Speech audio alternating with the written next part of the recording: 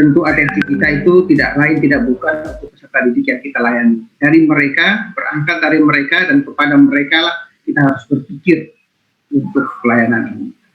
Nah, untuk itu langsung saja Bu Erna ya. Bu Erna terlebih dahulu, kemudian Bu Dian dan Pak Dwi. Silakan cerita saja ya. Kita sambil cerita insight-insightnya nanti dipetik oleh teman-teman. Begitu pula mungkin next time kita akan juga mendengarkan sharing dari teman-teman lahan. Langsung saja, nanti terakhir Suster dan saya. Silakan Bu Erna. Ya, terima kasih Pak Eto.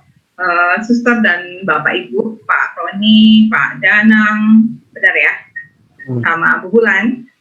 Kebetulan memang pengalaman kami ini praktis sih, terhitung sejak tahun ajaran baru Pak Eto bersama kami. Ide revolusioner ini muncul. Tentu tadi diawali oleh Bapak Kepala Sekolah bahwa memang yang kita garap semua dalam pembelajaran praktis kita setujui poinnya adalah peserta didik.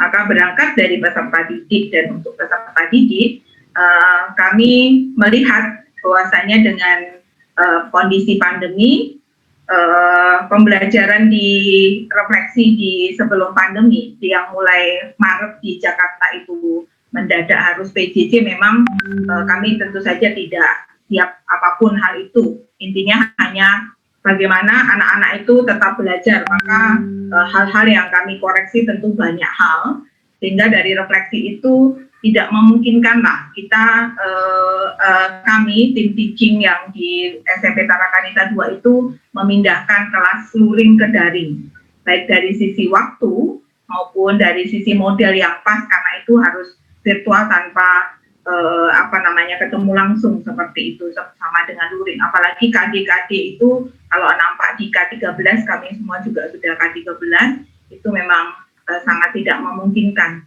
Maka dari itu di tahun ajaran baru memang berawal dari konsep yang kita garap peserta didik, nanti juga akan kita kembalikan ke peserta didik kita itu fasil atau yang membantu peserta didik tersebut. Maka kami tim teaching atas kecintaan dengan peserta didik itu memang itu yang menjadi nafas ya, cinta ke peserta didik, bagaimana mereka digarap menjadi good generation itu menjadi nafas setiap kami, tim kami di SMP Tarakanita 2 bersama Pak Eto tentu saja. Kemudian kita awali dengan tim kecil, struktural, tim inti, kami sering sharing, aktif intens untuk komunikasi koordinasi juga dengan suster, bagaimana kita membuat sebuah model pembelajaran yang bisa dilaksanakan dan memang outcome yang kita harapkan di peserta didik itu terjadi. Kemudian muncullah ide-ide sampai dimuncullah kata proyek. Waktu itu saya masih ingat di proses diskusi dengan tim kecil itu memang Pak Dwi memunculkan kata project gitu. Akhirnya kita buatlah PJJ kita mau bikin apa namanya, project based learning. Nah, dari situ memang semua proses belajar Bapak Ibu, sejauh saya bersama-sama teman-teman dan tim ya untuk menggarap hal ini, bahwasanya memang karena kalau kita lihat proses dari pembelajaran dari peserta didik ini berhasil, itu pasti ada pelibatan dari guru, peserta didik itu sendiri sebagai student centernya, dan juga orang tua. Pasti kita semua di sini setuju hal itu. Nah, ketika hal itu sama-sama ya, awalnya juga memunculkan tuh terintegrasi lintas kompetensi, lintas mapel, itu juga tidak mudah, mengalami banyak hal, dan daya juang lah yang memang keinginan kita untuk hal-hal itu terjadi ke peserta didik sebagai outcome-nya yang mereka dapatkan dari proses belajar, itulah cita-cita mulia itu gitu. Itu sebenarnya yang mau saya saringkan yang utamanya di situ Bapak Ibu. Kemudian di sini tercipta growth mindset itu tidak hanya student sendiri dalam proses belajar dengan menggunakan model project based learning, tapi juga growth mindset dari fasil-fasil di peserta didik di kanan kirinya, yaitu orang tua dan juga guru terutama ya, guru dan orang tua itu. Nah, itu nggak mudah Tapi yakin dan percaya Bapak dan Ibu Suster, kami sudah melakukannya. Itu memang segala hal yang kami selalu ada kendala, kami tangkap kendala, kami solusikan itu dari monitoring itu kami bisa melangsungkan hal tersebut dan tertangkap dari testimoni yang kami lakukan itu memang anak-anak tergarap dari sisi outcome yang kami sudah tetapkan di awal. Untuk model project based learning sendiri, saya rasa sih semua teman-teman juga tahu sintak-sintaknya. Saya akan sharing hanya sharing di bagian kurikulum karena nanti fungsi dari project based learning itu sendiri yang menggarap student center itu tidak hanya dari kurikulum, tapi integrasi ke Sarpras Humas, integrasi ke kesiswaan itu sama-sama berjalan bersamaan. Kalau tidak terintegrasi itu juga tidak akan didapatkan seperti itu outcome yang kita garap ke peserta didik. Itu poin yang juga saya mau sharingkan Bapak Ibu. Jadi saya kebetulan punya teman-teman itu mereka menjadi leader di posnya. Kalau wali kelas ya jadi leader di posnya wali kelas. BK posnya juga tergarap dengan apik. Kemudian kesiswaan Sarpras juga apik. Kemudian juga kami punya kepala sekolah yang selalu untuk mengawal bagaimana proses ini berjalan dengan apik juga. Kebetulan memang pas di tim kami seperti itu Bapak Ibu. Kemudian untuk setelah mengalami kami sharing dan menemukan sebuah kata project based learning, kami mulai menggarap video-video untuk karena ini sifatnya juga semua daring ya, orang tua memahaminya pun juga daring, dijelaskannya juga daring. Maka kami juga sudah mulai menurunkan itu, terutama kita siapkan gurunya, tim teaching kami untuk kolaborasi di proyek yang pertama. Kita mengangkat tema apa di proyek yang pertama, kemudian lintas kompetensi, lintas mapel, itu Bapak Ibu mengisi di kompetensi dasar apa saja di proyek yang pertama. Jadi kita turunkan tema, kita bikin program semester, kemudian setiap proyek itu akan nanti dijalankan berapa minggu, itu rata-rata memang pengalaman kami 4 minggu, dan untuk proyek di kelas 7, karena beberapa setelah kami terdengar bahwa berita baik, kami mencoba model pembelajaran cocok, itu banyak teman-teman yang telepon WA itu menanyakan itu di kelas mana Bu gitu. Kami sih laksanakan itu untuk 3 paralel, kelas 7, 8, dan 9 begitu Bapak Ibu. Kemudian karena juga kami proses growth mindset antara juga anak, orang tua, dan guru itu di awal-awal tidak mudah. Banyak juga yang bertanya orang tua, nanti penilaiannya bagaimana? Terus itu kok belajarnya berbeda sih dengan blok yang misalnya SD, SMA itu beberapa kali juga kalau kita nyatakan itu sebagai komplain yang kita tangkap hal baik untuk kita konfirmasi, itu juga kita bertumbuh seperti itu menurut pengalaman kami Bapak dan Ibu. Kemudian di situ setelah kami adakan pertemuan dari tim struktural, kita kemudian tim teaching, awalnya mentor juga Bapak Ibu, kita ambil yang nanti bisa membawai menti-mentinya untuk percepatan memahami bagaimana model ini bisa dilakukan di divisi tersebut. Kemudian awal pertama di proyek yang pertama memang menti mentor, tapi seiring berjalan kami punya tim yang karena memang kami juga sangat terbuka untuk kami mendampingi mereka, akhirnya tidak ada lagi menti mentor, semua juga menjadi advisor, semua juga bergerak bersama untuk mendapatkan melaksanakan mengawal dari project based learning itu sendiri.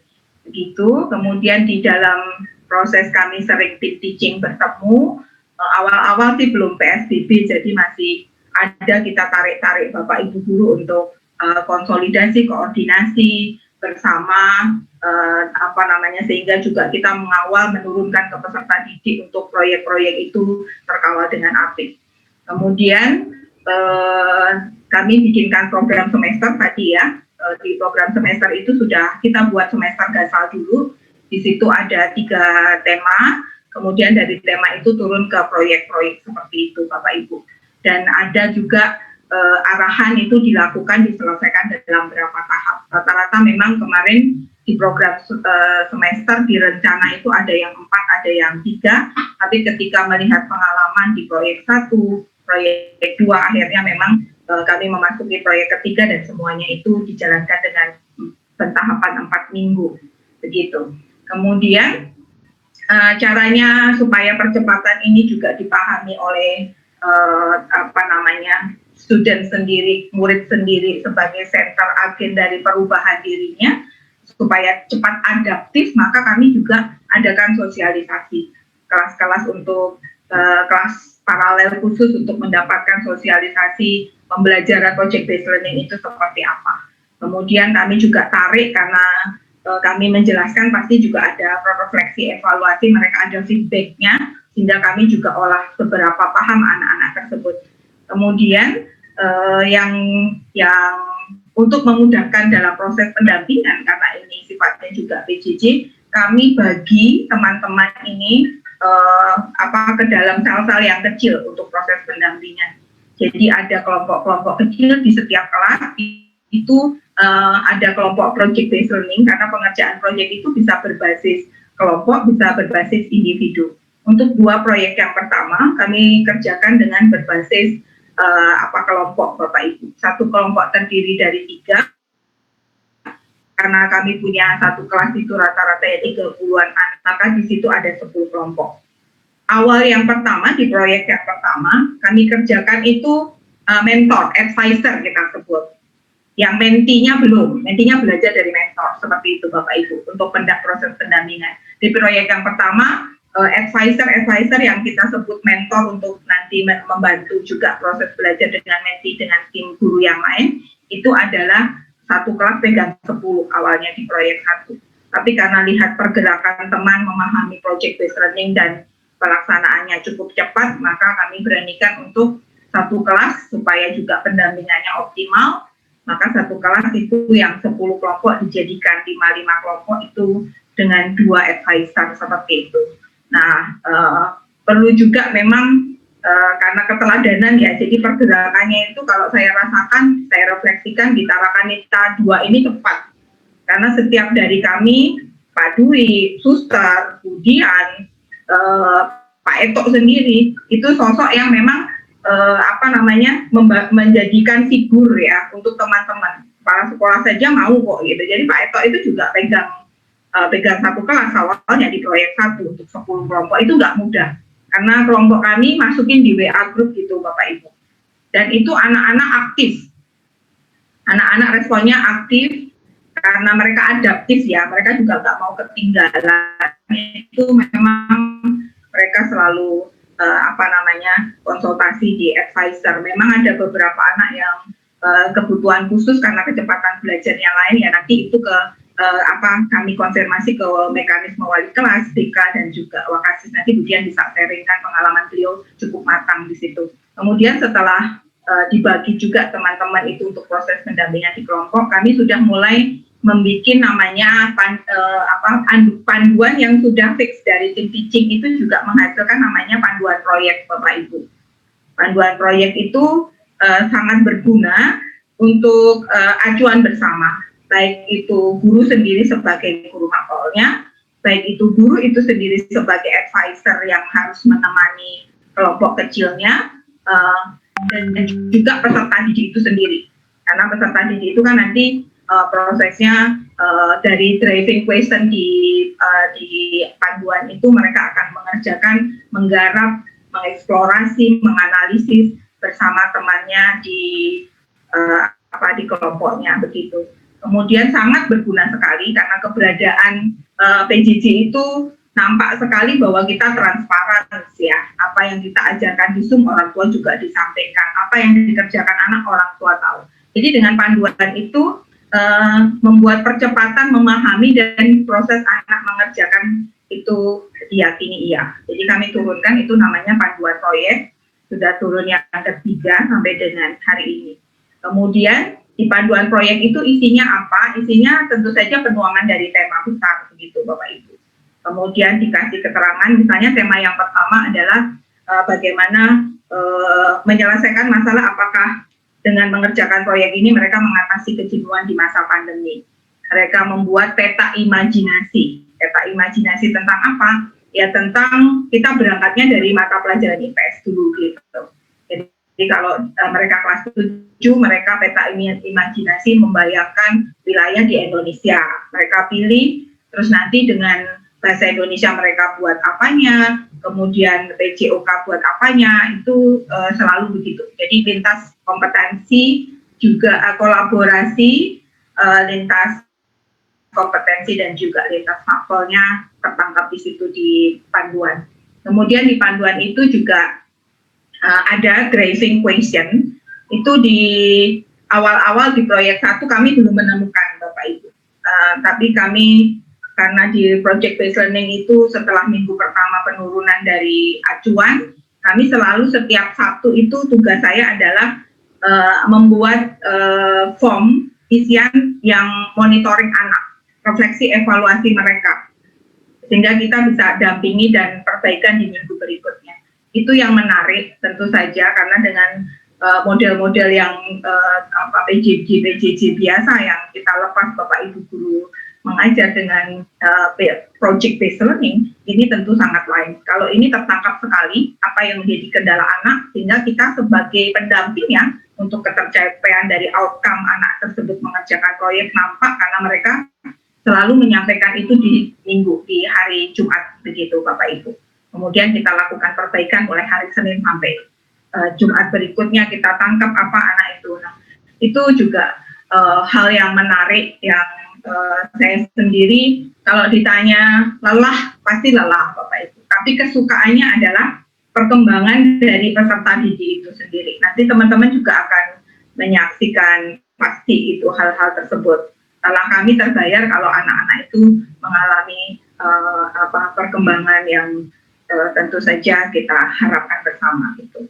Kemudian setelah panduan itu turun, kami akan melakukan satu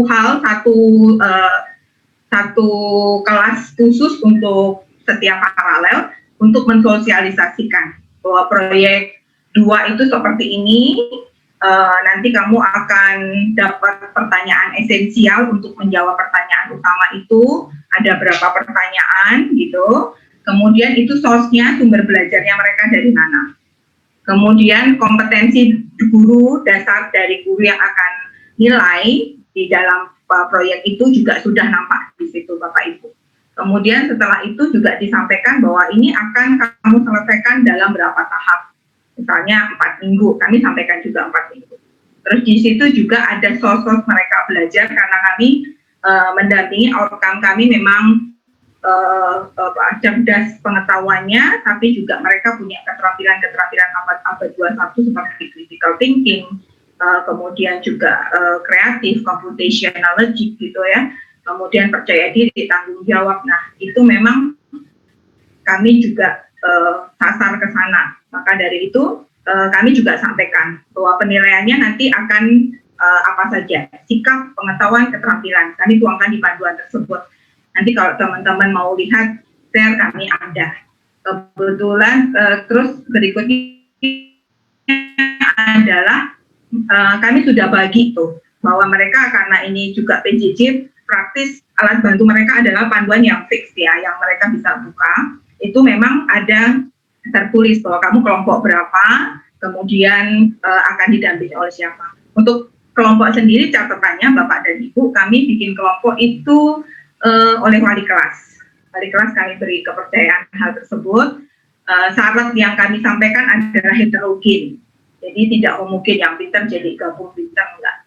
Supaya mereka juga belajar bagaimana compassion, bagaimana mereka juga mendampingi teman-teman yang lain belajar bekerja sama dengan kondisi yang heterogen gitu. Kemudian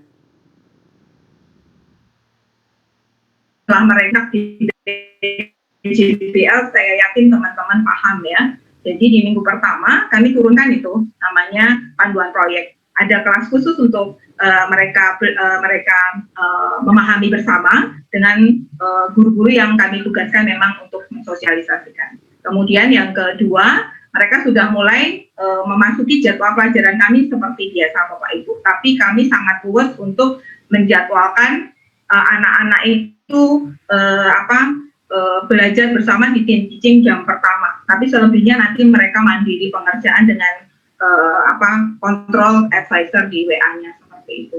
Jadi di minggu pertama penurunan driving question, panduan proyek. Minggu berikutnya 2-3 itu minggu kecuali di kelas-kelas di kelas yang terjadwal khusus untuk mendapat sosialisasi dari panduan proyek itu nanti akan masuk ke kelas-kelas sesuai jadwalnya untuk menurunkan dari pertanyaan esensial dari mata pelajarannya. Jadi mereka sudah menurunkan. Kayak di proyek 3 ini adalah minggu yang pertama mereka sudah teman-teman guru sudah menyampaikan tentang driving question per mata pelajaran. Kemudian setelah itu akan dilakukan monitoring di minggu berikutnya Bapak Ibu. Jadi kami tarik data apa yang dilakukan di monitoring, guru-guru melakukan checkpoint dari pertanyaan itu, perkembangan dari setiap kelompoknya seperti apa. Kemudian terus ini integrasi, jadi tim teachingnya mesti solid begitu. Kami selalu sampaikan bahwa ini yang ini belum, ini susah gitu ya. Itu kami selalu sampaikan dan tertangkap oleh kami. Kemudian di depan tadi saya sudah sampaikan hal yang sangat menarik adalah di project based learning ini selalu ada monitoring di setiap hari Jumat. Mereka melakukan evaluasi refleksi sehingga dari tangkapan anak-anak yang mengisi hampir 90%, karena kami juga ada list untuk anak-anak itu mengisi siapa saja yang belum, siapa yang sudah, maka kami akan tarik datanya. Sehingga yang menjadi kendala-kendala kami akan solusikan untuk perbaikan di minggu berikutnya.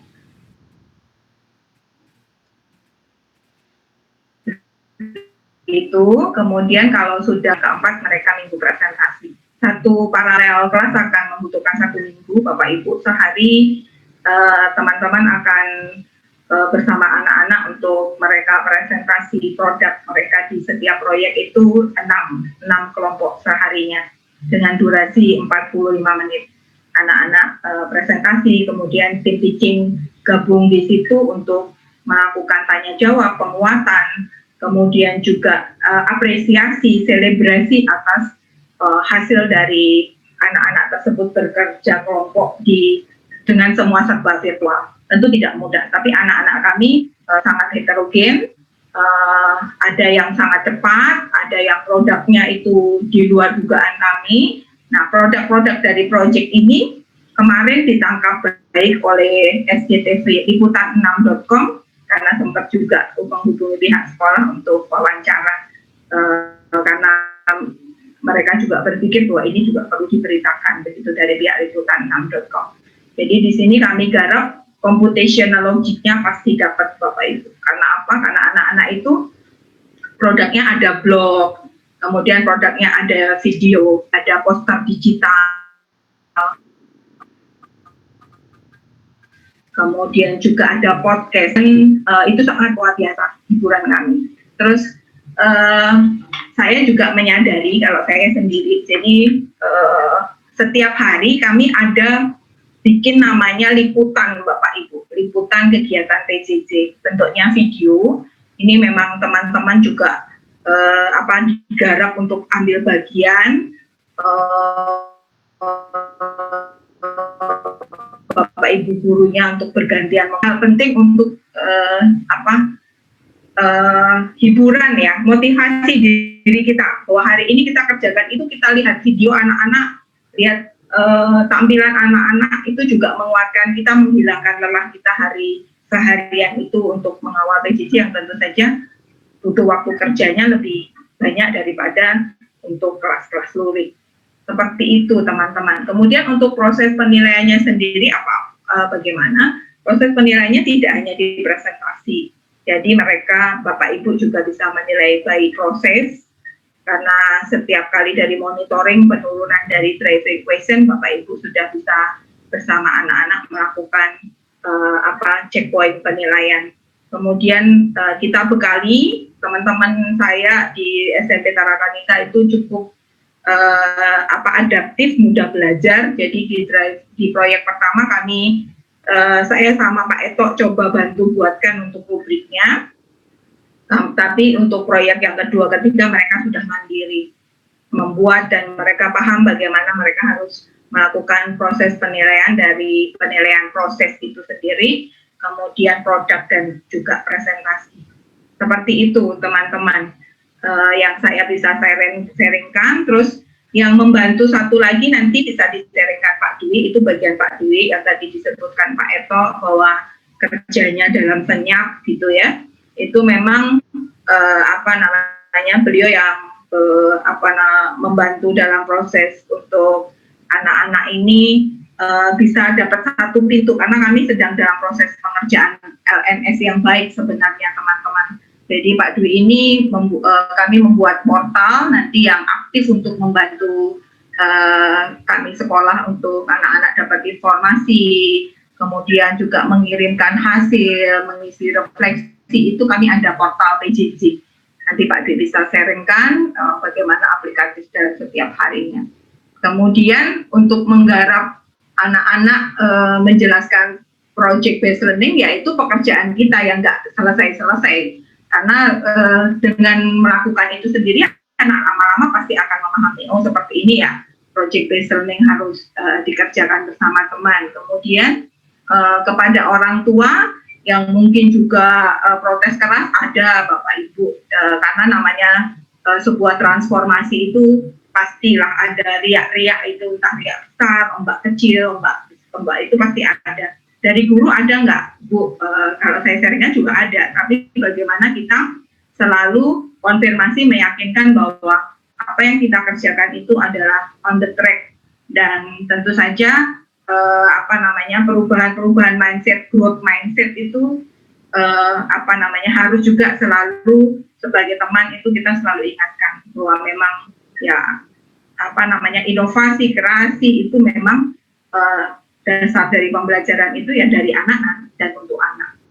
Seperti itu kira-kira teman-teman yang saya bisa sampaikan. Nanti kalau ada question dari teman-teman bisa disampaikan, nanti saya bantu berdasarkan pengalaman yang dilakukan saja. Begitu Pak Eto, terima kasih. Terima kasih Bu Erna ya. Begitu teman-teman, ini dari sharing dari Wakakurnya ya. Wakakur ya, kayaknya core dari PJJ ya. Tapi kita lihat sharing berikutnya dari Budian, Pak Dwi dan Suster. Nanti teman-teman bisa nangkap bahwa fokus itu penting. Jadi semua itu fokus. Jadi tidak terpisah-pisah antara intra, ekskul atau kegiatan, enggak. Tapi semua menjadi fokus, apalagi pandemi. Berikutnya dari Budian, saya persilakan. Terima kasih Pak Eto, selamat sore nih Suster Bapak Ibu. Sharing dari kesiswaan. Pada dasarnya untuk kesiswaan sangat mendukung proses berlangsungnya PJBL ini, karena siswa yang aktif dan kreatif memang dalam proses pembelajaran, pendampingannya juga pasti ekstra. Seperti tadi sudah disampaikan oleh Bu Erna, ada siswa yang memang kecepatannya sangat cepat, ada siswa yang memang untuk memahaminya masih sulit, dan itu benar-benar Bapak Ibu butuh pendampingan ekstra. Tapi hiburannya bagi Bapak Ibu guru adalah ketika anak-anak yang memang kecepatannya rendah ini mampu melewati proses demi proses, itu kegembiraan yang luar biasa. Nah, untuk penanganan dari kesiswaan sendiri dalam mendampingi siswa-siswi dalam pembelajaran PJBL, seperti tadi juga sudah disampaikan, ada alur penanganannya. Memang Wakasis tidak bekerja dan berjalan sendiri. Bapak Ibu wali kelas yang bagian awal atau garda di awal adalah mereka mendampingi putra-putri yang ada di kelas masing-masing. Kemudian berikutnya Bapak Ibu guru mapel tentu saja secara personal juga pendampingan kepada siswa. Selanjutnya ada proses pendampingan Bapak Ibu guru BK termasuk suster yang tidak henti-hentinya sampai selalu menyapa mereka setiap pagi, memotivasi. Itu Bapak Ibu guru BK sungguh luar biasa. Kemudian baru terakhir di saya yaitu Wakasis. Kemudian untuk pendampingan tadi Bu Erna sudah sampaikan juga, Bapak Ibu guru bersedia untuk masuk ke dalam kelompok-kelompok kecil. Ini sangat membantu sebagai Wakasis karena dalam kelompok-kelompok kecil tersebut, advisor dari setiap kelompok, yaitu Bapak Ibu guru sendiri, akan mengenal lebih dekat anak-anaknya. Jadi tahu, oh anak ini kendalanya seperti apa, nanti akan diinformasikan ke wali kelas, ataupun ke guru BK, ataupun ke Wakasis. Jadi mengenal lebih dalam anak itu mulai dari advisor dalam kelompok-kelompok kecil. Kemudian, bagaimana jika ada anak yang kecepatannya rendah? Karena memang heterogen dalam setiap kelompok itu. Proyek 1 memang agak sulit Bapak Ibu. Kalau sebagai di awal itu memang sulit karena anak-anak itu menumbuhkan rasa saya bekerja sama dengan teman. Kalau bertatap muka itu mungkin mudah, tapi saat ini kan pandemi. Kekuatan mereka itu perlu dimotivasi, sehingga kadang ada kelompok yang memang ada kendala. Nah, disitulah advisor, Bapak Ibu guru BK yang memotivasi mereka. Kemudian, kalau ada kelompok yang tadi seperti saya sampaikan, yang benar-benar kesulitan, biasanya Bapak Ibu guru yang advisor, kadang-kadang memang akhirnya kalau tidak terselesaikan, guru BK sudah masuk dalam kelompok. Kemudian saya juga ikut terlibat dalam kelompok, kami beramai-ramai, kadang Bu Erna juga hadir beramai-ramai untuk memotivasi mereka. Mendorong bukan membantu mengerjakan, tidak, tapi mendorong mereka untuk berani. Kan ada anak-anak yang tidak berani untuk bertanya kepada Bapak Ibu guru. Jadi pada intinya Wakasis dan timnya ikut dalam proses PJBL, tergabung dalam kegiatan tersebut. Kemudian jika ada kendala lain, memang bagian akhir adalah ke orang tua. Jadi perlu juga komunikasi dengan orang tua yang baik. Pencatatan tentu saja ada. Pencatatan dari guru BK, kemudian nanti dilaporkan kepada kami. Apakah ada kendala dalam mendampingi atau melayani? Tentu saja kadang satu hari juga tidak bisa satu masalah itu langsung selesai. Tentu ada proses, kemudian ya berlanjut karena semua butuh proses. Nah, dari proyek yang pertama yang agak kurang lancar karena mengenal anak-anak, proyek kedua semakin terlihatnya dan menjadi motivasi adalah ketika anak-anak itu semakin peduli dengan teman dalam satu kelompok. Kadang karena ada temannya tidak ikut Zoom, justru mereka yang mengingatkan. Advisor kadang sudah tidak mengingatkan, tapi teman satu kelompok yang jadi peduli. Nah, di situ muncul karakter-karakternya. Jadi, kalau mau dibilang kita ada pembelajaran CC5+, sudah terlihat langsung dalam kegiatan mereka. Kreativitasnya sudah terlihat di situ. Tanpa harus kita menjelaskan di depan, CC5+ ini yang harus kalian lakukan adalah seperti ini. Tidak. Jadi kelihatan langsung. Dan itu bisa mereka presentasikan ke Bapak Ibu guru. Dan mereka sadari itu kalau mereka sudah melakukan. Itu sih kalau dari saya Pak Eto, kalau ada yang mau nambahin lagi. Terima kasih Bu Dian ya. Nanti kan ada sesi tanya jawab nanti ya. Iya. Siap-siap dijawab gitu ya. Baik. Oke. Berikut Pak Dwi. Silakan Pak Dwi. Monggo. Baik, terima kasih. Kebetulan saya itu orang Jawa, kadang-kadang kalau nanti ada translate Jawa ya mohon maaf ya Pak Roni, Pak Danan dan Bu Wulan. Jadi saya itu orang Jawa, jadi kadang-kadang agak campur-campur. Baik, jujur sebenarnya saya itu nggak tahu PJBL Pak. Itu pertama kali, saya nggak tahu PJBL itu apa. Jadi jangan dikira orang SMP 2 itu hebat-hebat, itu enggak. Yang tahu itu hanya 1-2 aja itu. Awalnya saya itu nggak tahu sama sekali. Memang saya yang mengatakan waktu itu kan Pak itu memang kepala sekolah baru datang di SMP, ditanya mimpi-mimpi apa dan sebagainya. Saya nggak pernah mimpi dan sebagainya sih Pak, dan sebagainya. Terus saya punya angan-angan seperti apa pembelajaran yang diinginkan. Memang saya pernah punya teman di Universitas Prasetya Mulia, mahasiswanya itu per semester itu dikasih tugas proyek, sehingga mahasiswa itu ketika keluar itu sudah nggak canggung. Saya hanya sharing tentang itu mengenai proyek dan sebagainya. Terus Pak itu menangkap, ditulis di papan tulis, nggak tahu itu Pak udah dihapus atau belum, itu saya nggak tahu juga. Masih ya, masih ya, Masih ada, masih ada. masih. Jadi kata proyek itu muncul seperti itu awalnya. Jadi itu alur pikirnya. Jadi saya punya keinginan kalau anak siswa itu tidak hanya ngapalin tetapi punya pengalaman. Jadi kayak seperti SMK. Saya juga ngomong ini seperti SMK atau bukan Pak. Nah, ternyata Pak itu punya referensi sama Bu Erna, ada pembelajaran model ini dan sebagainya. Saya dan Bu Dian itu sama sekali nggak tahu, cuma ketawa ketiwi Pak waktu itu. Ketika sudah berdiskusi mereka asik dan sebagainya, saya itu nggak tahu. Dan saya juga harus bertanggung jawab ngomong itu tanya Pak itu saya yang ngomong itu awalnya. Nah, dari situ muncul PJBL dan sebagainya, dirancang Pak itu Bu Erna, saya hanya nambah-nambah informasi dan sebagainya, terus mengumpulkan Bapak Ibu guru yang dianggap apa ya bisa menularkan ilmu dan sebagainya, diskusi untuk membahas mengenai proyek itu. Nah, di situ saya itu nggak terjun banyak, jujur ya Pak, kayak gitu saya udah pusing, saya bukan nggak mau tahu, udah pusing saya lepas, ya udah saya pekerjaan yang lain seperti itu. Nah, akhirnya muncul ada proyek satu, proyek yang olah itu tahap-tahapannya, kalau nanti pengen sharing lebih mau kontak tersendiri silahkan sama Bu Erna, itu udah filenya udah lengkap itu seperti itu. Nah, saya menyangkut di kehumasan, memang pekerjaan saya di kehumasan dan sarana prasarana. Pengalaman di awal waktu sebelum Juli ya, waktu pandemi sebelum Juli memang masih memindahkan luring ya Bu, luring ke daring. Yang itu kita rasakan memang nggak bakalan cukup waktunya. Karena satu kelas, paralel 3 kelas, itu Bapak Ibu guru harus mengajar sekitar 90 orang. Jadi kita punya 9 kelas, itu harus kita ini pasti jadwalnya juga akan kurang karena sehari jadwalnya mentok dari yayasan aturannya 3 maksimal 4 kalau nggak salah waktu itu. Nah, itu yang membuat mengapa kami memunculkan yang namanya proyek. Saya nggak tahu PJBL, saya nggak tahu PJBL itu, pokoknya proyek dulu kan seperti itu. Supaya apa?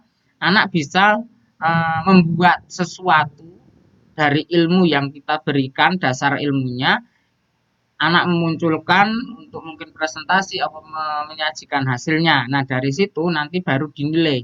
Tujuan saya bayangannya waktu itu adalah anak bisa belajar dari kehidupan pandemi ini, seperti itu. Nah, sekarang menyangkut ke sarana prasarana, mengingat seperti itu, maka saya juga pusing sarana prasarana yang harus kami siapkan. Karena apa? Komunikasi memang sudah melalui WA. Kalau dulu WA sama VLE kalau nggak salah ya, sama Google Class itu yang kita gunakan.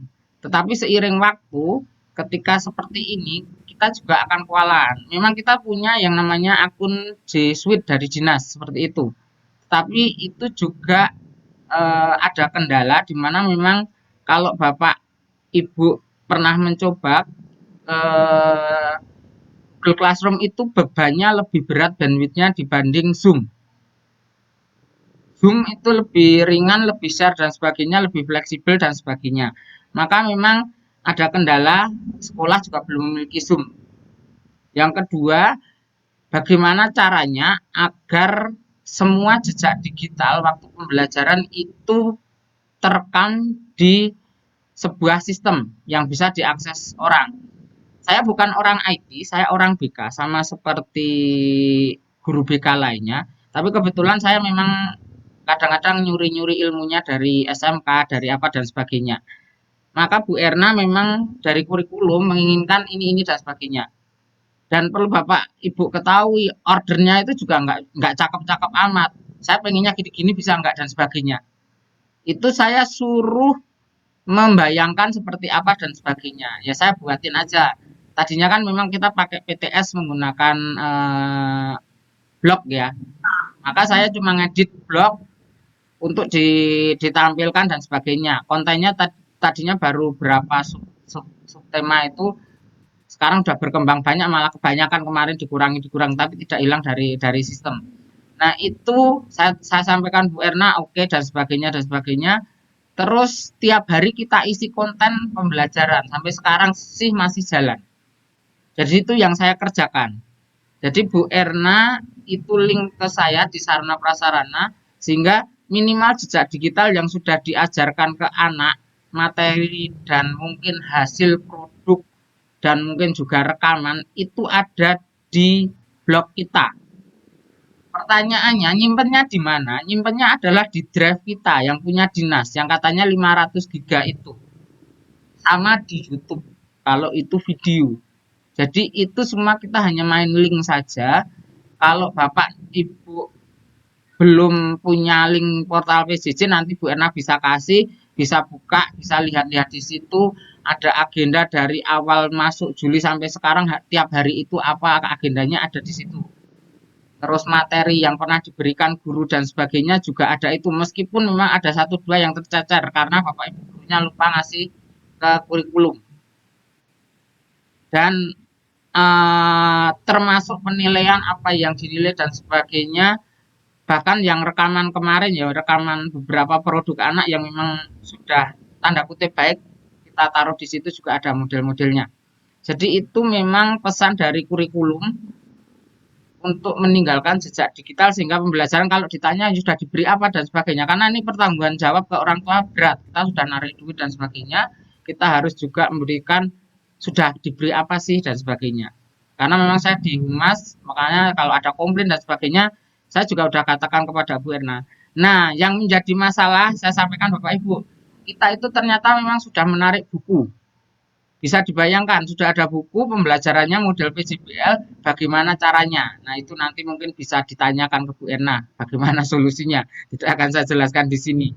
Nah, terus saya juga harus mempersiapkan studio. Mengapa? Karena bayangan kita, Bapak Ibu belum bisa membuat rekaman untuk nanti diberikan di ketika materi. Makanya kita buat studio, tujuannya Bapak Ibu kalau yang mau rekaman untuk pembelajaran, kita rekam, kita edit, terus kita taruh di YouTube, terus nanti diberikan ketika pembelajaran, link dan sebagainya. Itu tujuannya. Tapi syukur studio tidak begitu rame. Bapak Ibu ternyata lebih kreatif mencari program dan mungkin juga pelatihan dari TCC waktu itu sudah bisa membuat video, materi dan sebagainya, sehingga itu yang membantu meringankan tugas saya.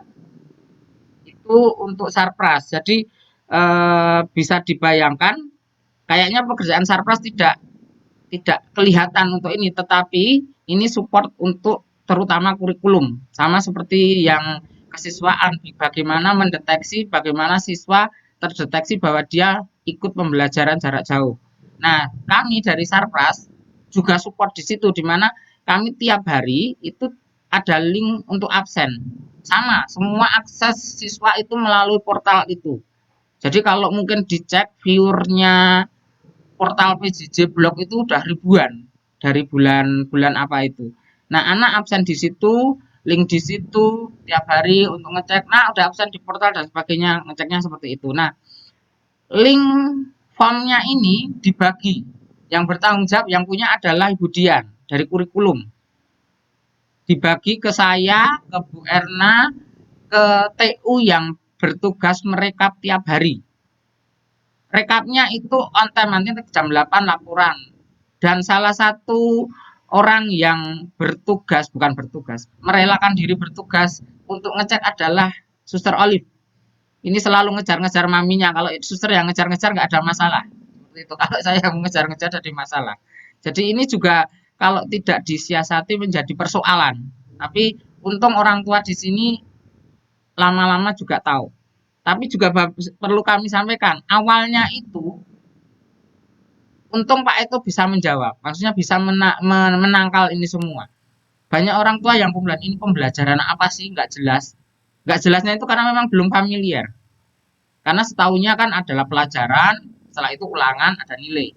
Tapi anak adalah disuruh proyek, mengerjakan, belajar, outcome-nya jelas dari Pak Eto dan sebagainya. Itu yang mungkin kalau saya sih untuk menjawab itu agak nggak berani, jujur. Saya sebagai humas pun juga berani karena itu yang paham betul mengenai PJBL adalah Pak Eto dan Bu Erna. Ini saya akui karena saya memang juga nggak begitu paham, taunya hanya proyek. Nah, proses di dalamnya itu nggak tahu seperti itu. Terus kendala yang muncul mungkin nanti kalau kita kan beda-beda, setiap unit kan beda-beda kondisinya. Di SMP Tarakanita 2 itu bersyukur karena memang anak-anak boleh dikatakan 100% mempunyai gadget. Soal pulsa dan sebagainya itu nomor 2, yang penting punya gadget dulu. Terus ketika menggunakan mic tadinya ada kendala, berat, beban dan sebagainya, dan kita harus memasukkan siswa tiap masuk itu bisa 10 menit sendiri. Ketika Zoom kita bisa lost langsung masuk dan sebagainya. Maka dari guru, ini bukan dari sekolah ya Pak, dari guru memang ada yang memang order atau membuat Zoom berlisensi, guru baru. Setelah itu baru kita rasakan sebenarnya Zoom lebih enak, langsung di-tackle sekolah, pembayaran dilakukan oleh sekolah. Dan saat ini kita bersyukur mempunyai Zoom 2 punya sekolah. Yang satu, ini jujur saya akui, bantuan dari alumni. Yang satu memang dibayar sekolah. Yang satu keikhlasan dari Budian, karena Budian ini punya Zoom sendiri. Dan satu lagi Pak Lius yang punya, yang juga sering direlakan. Karena mereka juga berpikir kalau nggak dipakai, Zoom ini tetap bayar, sebulan tetap bayar. Mau dipakai 24 jam juga sama aja. Nah, yang menguasai Zoom boleh dikatakan kami bertiga. Saya, Bu Erna, Budian. Jadi kalau mau Zoom-Zoom dan sebagainya memang larinya ke kami. Nah, untuk mengurangi kredit problem, kalau yang akan menggunakan Zoom sekolah hanya dilisensi lewat kurikulum. Ini untuk menghindari namanya nanti saya buat Zoom, Bu Erna buat Zoom dan sebagainya.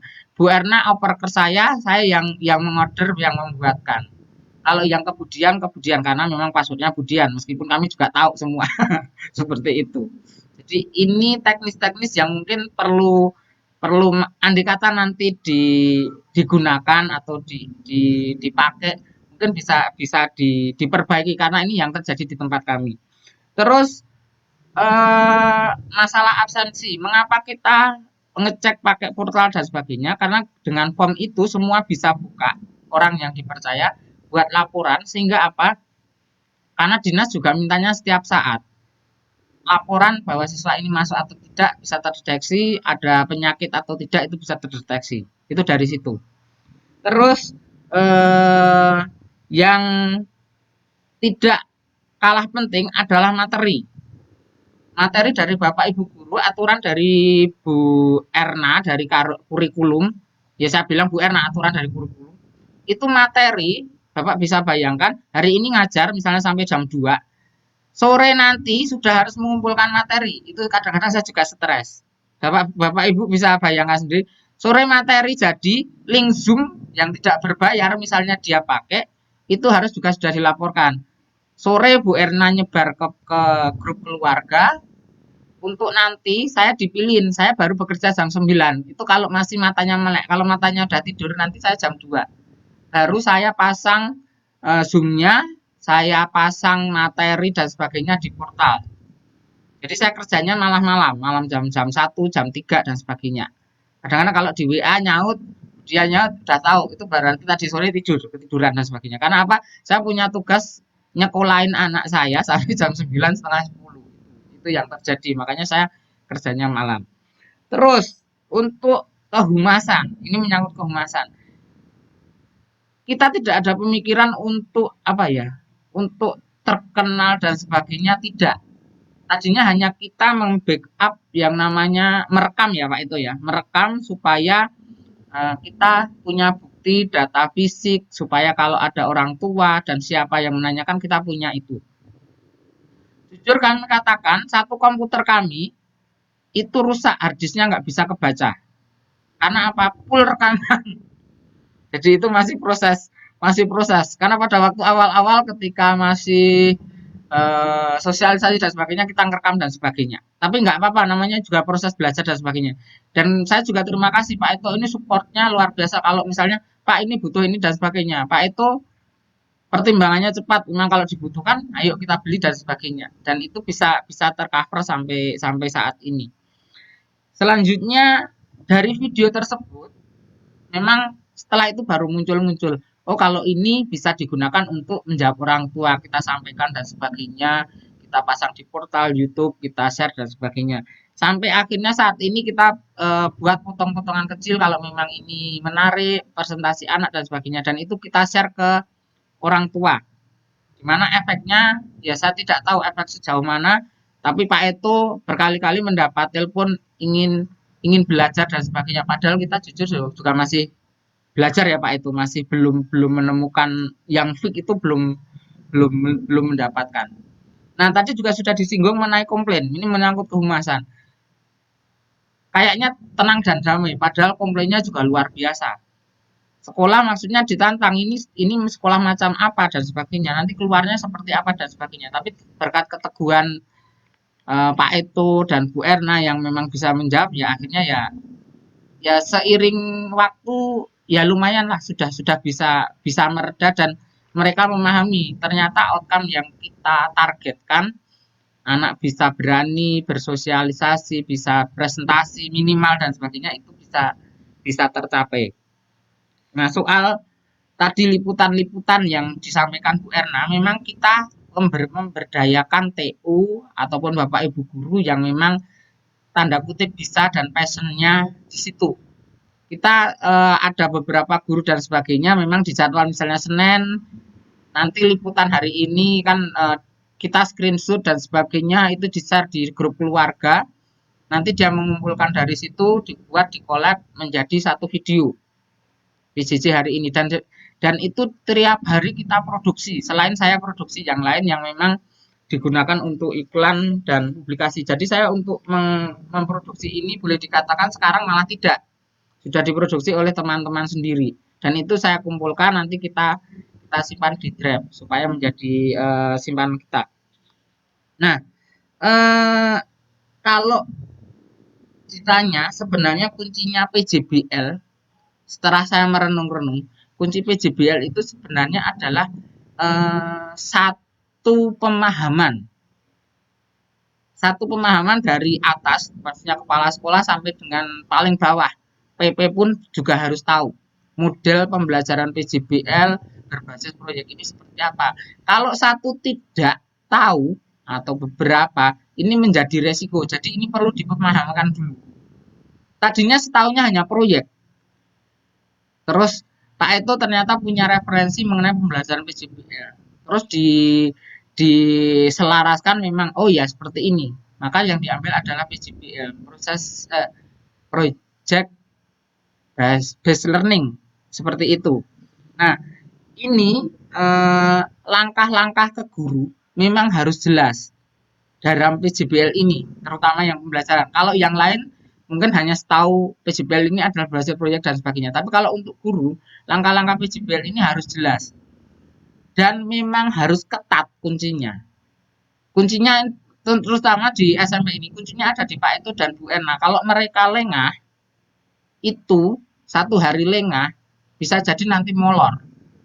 Karena semuanya dihitung minggu ini harus ini dan sebagainya. Dan sampai saat ini syukur masih bisa berjalan dengan baik. Sehingga saya dan Budian yang kesiswaan dan juga Gumas itu seiring, tinggal ngikutin saja dan sebagainya, mensupport. Terus satu lagi menjadi pertanyaan, proyeknya itu diambil dari mana? Tadinya saya juga nggak tahu, ternyata memang ada aturannya. Di kurikulum 13 itu ada KD-KD esensial dan sebagainya. Itu juga baru ngeh ya Pak saya itu. Karena memang saya itu basicnya BK, jadi nggak begitu tahu KD esensial dan sebagainya. Itu merupakan nanti perpaduan KD-KD yang memang bisa beririsan. Pak Eto dan Bu Erna yang mungkin bisa menjelaskan. Dan kita bersyukur semua mapel bisa masuk sampai saat ini karena memang diolah dulu. Ditanya Bapak Ibu guru dan sebagainya. Nah, yang memang kami saluti adalah mungkin juga kekompakan kami dari Bapak Ibu guru. Kalau dilihat waktunya, pagi itu sudah ngajar sampai jam 2 dan sebagainya, sore sudah harus mengumpulkan materi dan sebagainya, mungkin malamnya mereka istirahat, kami tim malah yang bekerja dan sebagainya, besok bekerja lagi seperti itu.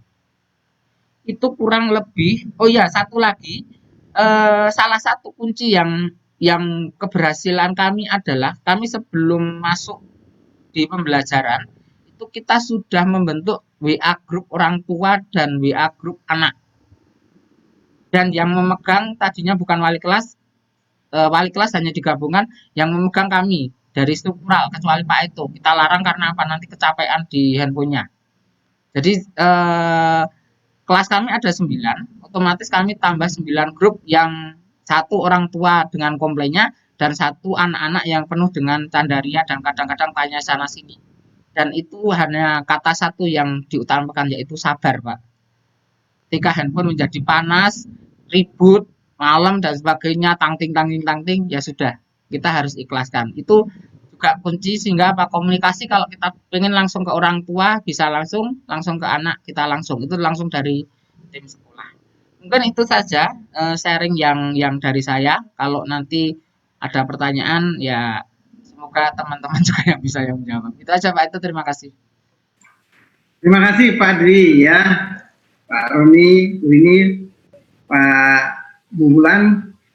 Saya pikir kita harus ambil gelas dulu kalau di dekat kita ya, untuk minum dulu ya. Saya juga haus. Nggak ada ya Pak? Oh enggak, Suster. Mohon maaf ya, saya matikan kamera deh kalau gitu. Suster Atulip kan bawa ini botol itu. Iya. Oh, Suster lupa bawa botol tuh berarti ya. Iya enggak Mas, di situ. Boleh jalan, Suster. Ada keran kok, ada keran, tenang aja. ini dengarin saja sampai haus gitu ya. Oke, ya masih semangat ya. Baik, Suster silakan, nanti saya terakhir. Oke, baik, Pak Eta, terima kasih. Bapak Ibu khususnya Pak Roni, Pak Danan dan Bu Wulan.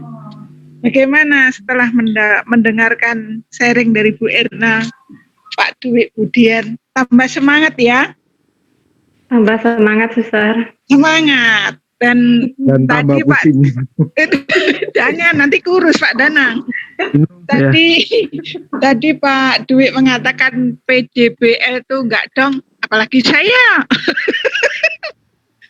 Dan saya merasakan bahwa saya tidak membantu ya, tapi hanya menemani. Dan saya bersyukur sekali bahwa di SMP Tarakanita 2 ini ada pembelajaran yang luar biasa. Saya sendiri merefleksikan bahwa awalnya itu benar kami sampai berdarah-darah. Ya ada ini, komplain ini. Nah, dan saya hanya mengandalkan satu, Tuhan itu pasti akan menemani kami. Dan benar, dari proyek pertama, kedua, dan sekarang ketiga itu ternyata apa yang awalnya itu, saya kalau mengikuti emosi, kadang-kadang itu mau marah. Ini sudah ditolak, ini terus akhirnya saya disadarkan ya inilah manusia. Jadi saya merasakan bahwa yang terjadi di sini itu nomor satu adalah kompak. Pak Eto, Bu Dian, Bu Erna dan Pak Dwi itu luar biasa kompaknya. Dan Bapak Ibu ini adalah kalau bekerja kadang lupa waktu. Kadang saya sering mengingatkan istirahat, makan, minum. Ayo jangan lupa dengan istri, anak, dan suami. Nah, ini juga bagi saya ini menjadi salah satu dasar kekuatan dan juga penyemangat. Saya nggak mau dong kalau gara-gara PJBL terus melupakan istri, anak, dan suami, saya nggak mau. Nah, ini juga dibutuhkan jiwa pengorbanan yang luar biasa. Dan saya sendiri merasakan bagaimana Pak Eto itu kadang pulang mesti terakhir, terus Pak Dwi juga, Bu Erna, Bu Dian tuh pada rumahnya jauh-jauh, nggak ada yang dekat saya tinggal lompat. Dan ini Bapak Ibu, jadi yang pertama nanti adalah kekompakan, dan saya percaya dilihat pasti bisa. Dan satu hal lagi yang terpenting yaitu komunikasi, baik dengan teman-teman guru, karyawan, dan juga para orang tua. Di sini saya sampai hari ini nanti jam 5 saya janji dengan salah satu orang tua murid yang akan telepon saya, bahwa terutama dalam pendampingan anak. Waktu itu saya disuruh jadi guru BK itu saya pusing. ini harus bagaimana, mendengarkannya bagaimana. Dan sampai detik ini yang saya pegang itu salah satu suster mengatakan, Dek, prinsipnya satu, mendengarkan dan jangan dibawa pulang. Tapi ya namanya apa ya, kita tidak bisa, kadang-kadang saya disadarkan, oh ya, nggak boleh dipikirkan dan tidak boleh disimpan.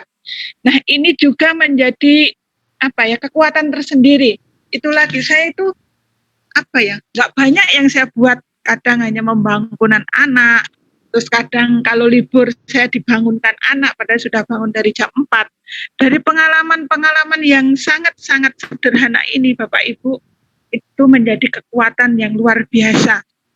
Dan yang terpenting lagi nanti ini ya, di sini tuh Pak Etok luar biasa. Kalau ada komplain dari orang tua, suster saya akan menindaklanjuti dan akhirnya terselesaikan. Dan untuk Pak Roni tidak usah takut, karena waktu itu saya di sana, saya sudah banyak dibantu oleh Pak Roni, terutama dalam menghadapi orang tua. Dan juga yang dibutuhkan adalah itu lagi, kesabaran hati. Benar yang dikatakan Pak Dwi itu, bahwa nanti mungkin ada masukan dari teman-teman maupun orang tua, tetap sabar. Dan yang terpenting lagi lah, ditambahi doa-doanya. Mungkin itu saja Pak Etok dan teman-teman, terima kasih. Terima kasih suster untuk sharingnya dan kehadiran suster itu menurut saya sih wow ya.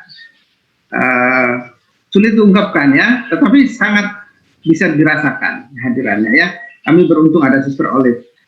Nah Bapak Ibu, inilah sharing-sharing dari rekan-rekan saya, Bu Erna, Budian, Pak Dwi, dan suster. Saya di akhir itu sebenarnya hanya menuangkan kembali apa yang tadi teman-teman sampaikan itu dalam sebuah materi gitu ya di PPT.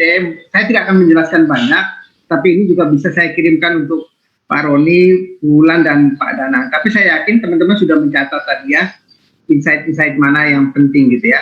Perkenankan saya untuk share screen ya.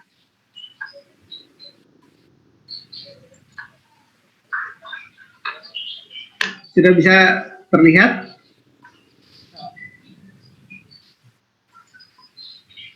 Terbaca Bapak Ibu? Bisa Pak? Iya, terbaca bisa. Oke.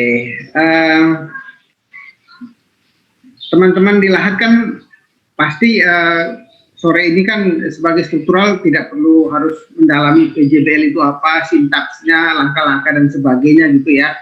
Tapi sharing tadi itu saya berharap sih menjadi suatu bangunan pemahaman untuk bagaimana ini dieksekusi. Intinya adalah kita mengeksekusinya seperti apa gitu ya. Nah, yang pertama boleh saya simpulkan dari sharing teman-teman saya tadi, yang pertama itu harus membangun sebuah tim yang solid ya, build a solid team. It is a must. Itu harus itu. Nggak bisa nggak. Kalau tidak pasti akan cepat nyerah ya. Mungkin tidak di tengah jalan, sebelum berjalan sudah menyerah.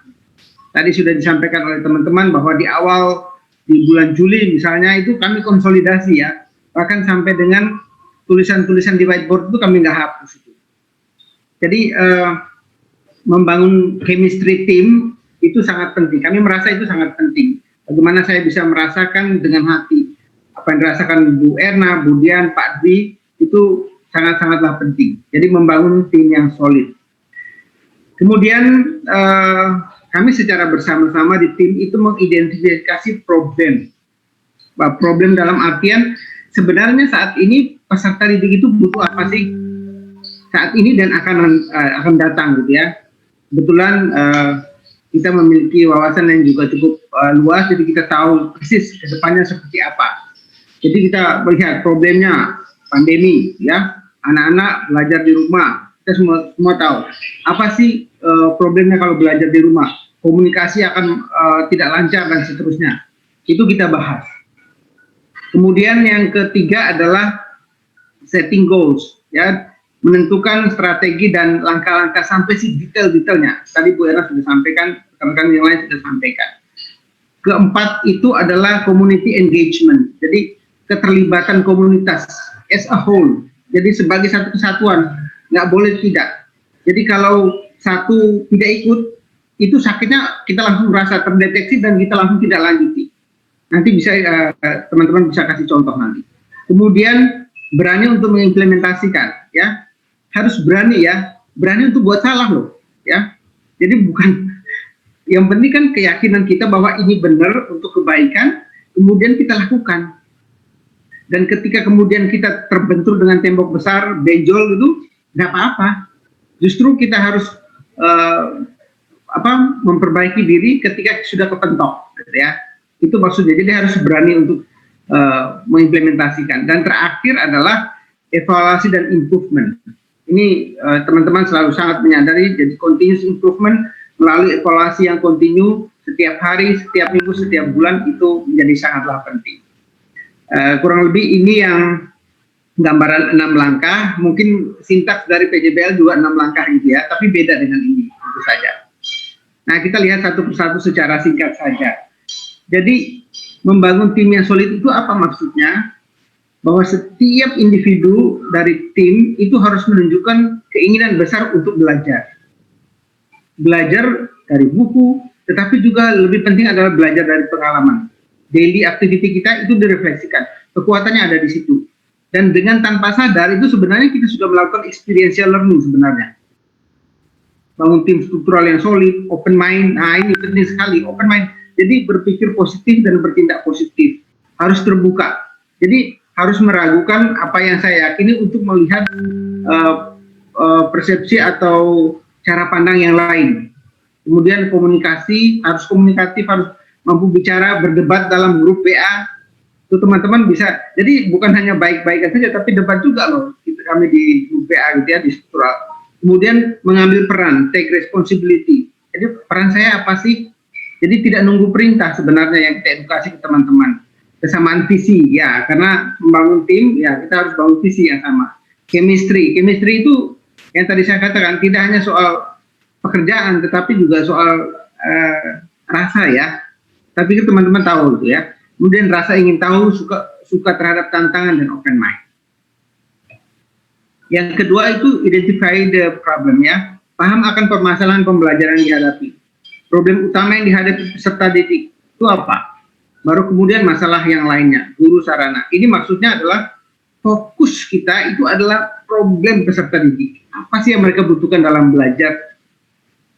Banyak literatur dan sebagainya kan kita sudah tahu. Anak-anak saat ini kan yang mereka kan tidak hanya membutuhkan kognitif tingkat rendah atau LOTS-nya itu ya, tetapi mereka butuh kognitif tingkat tingginya ya. Jadi konseptual, prosedural, metakognisi, juga dari ranah kognitif ya, C4, C5, C6. Nah itu harus masuk di dalamnya.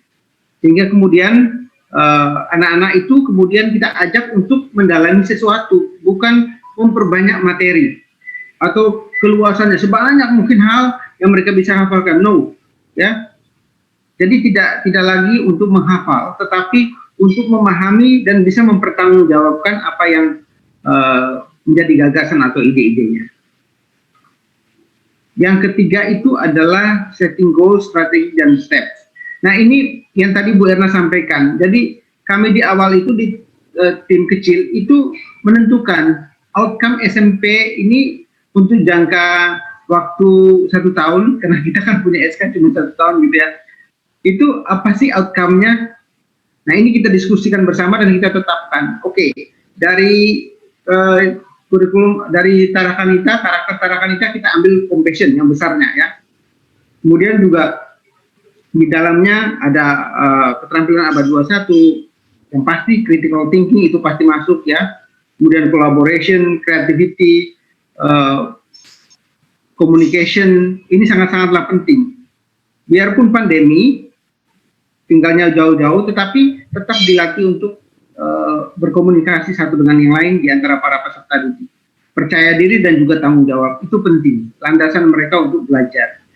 Kemudian strategi tadi yang muncul adalah PJBL itu.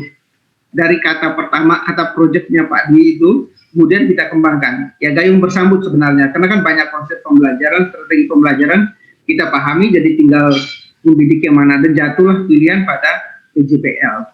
Kemudian langkah-langkahnya itu detail, tapi nanti Bu Erna yang akan berikan materinya ya, sampai sedetail-detailnya itu langkah-langkahnya seperti apa. Memetakan KD esensial, kemudian menurunkan itu, mendiskusikannya lintas mata pelajaran, driving question yang tadi disebut dan sebagainya, itu ada di step-stepnya, langkah-langkahnya.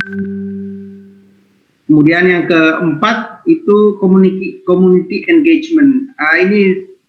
Ini tidak mudah memang, tetapi ya kita harus menghadapi itu ya. Semua pemangku kepentingan yang mendapatkan pemahaman yang memadai tentang outcome dan strategi pembelajaran yang akan dilakukan.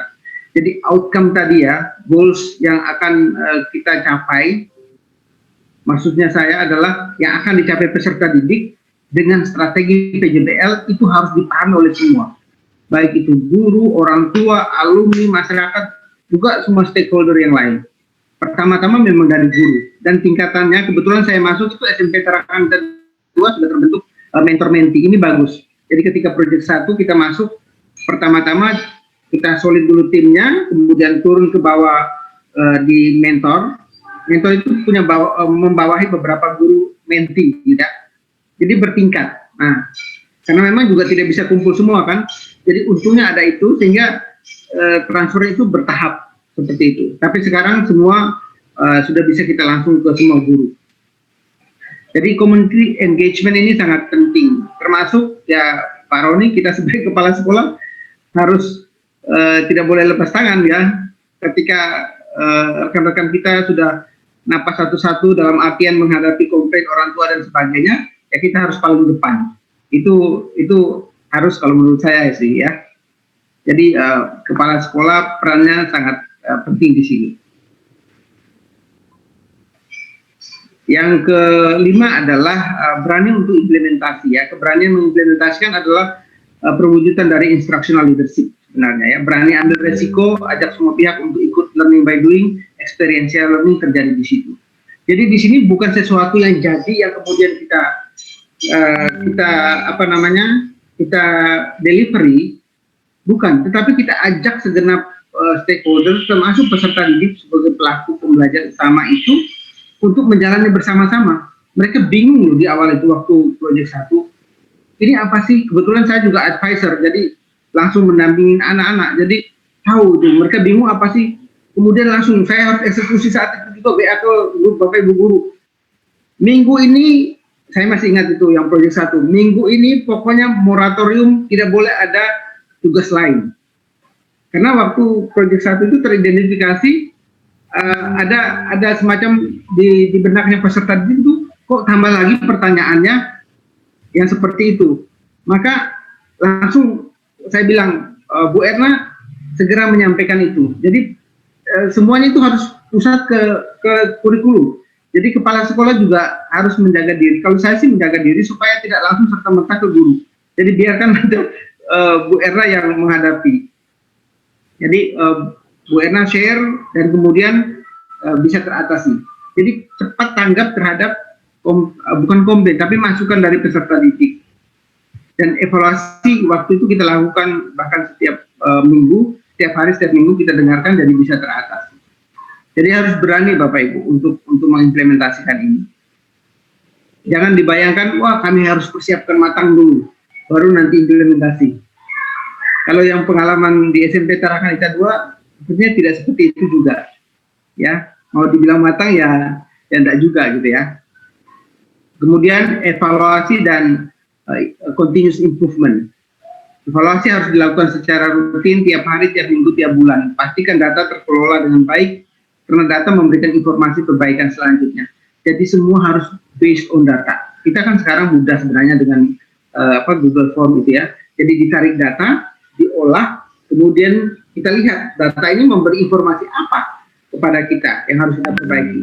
Saya ingat waktu di proyek 1 juga kita tarik data, kemudian cukup mencengangkan. Ternyata anak-anak itu kesulitan komunikasi waktu itu. Akhirnya apa yang kita lakukan? Saya bilang ke Bu Erna waktu itu, pokoknya hari Senin itu kita harus rapat ya kalau nggak salah ya, pertemuan kan waktu masih bisa ini.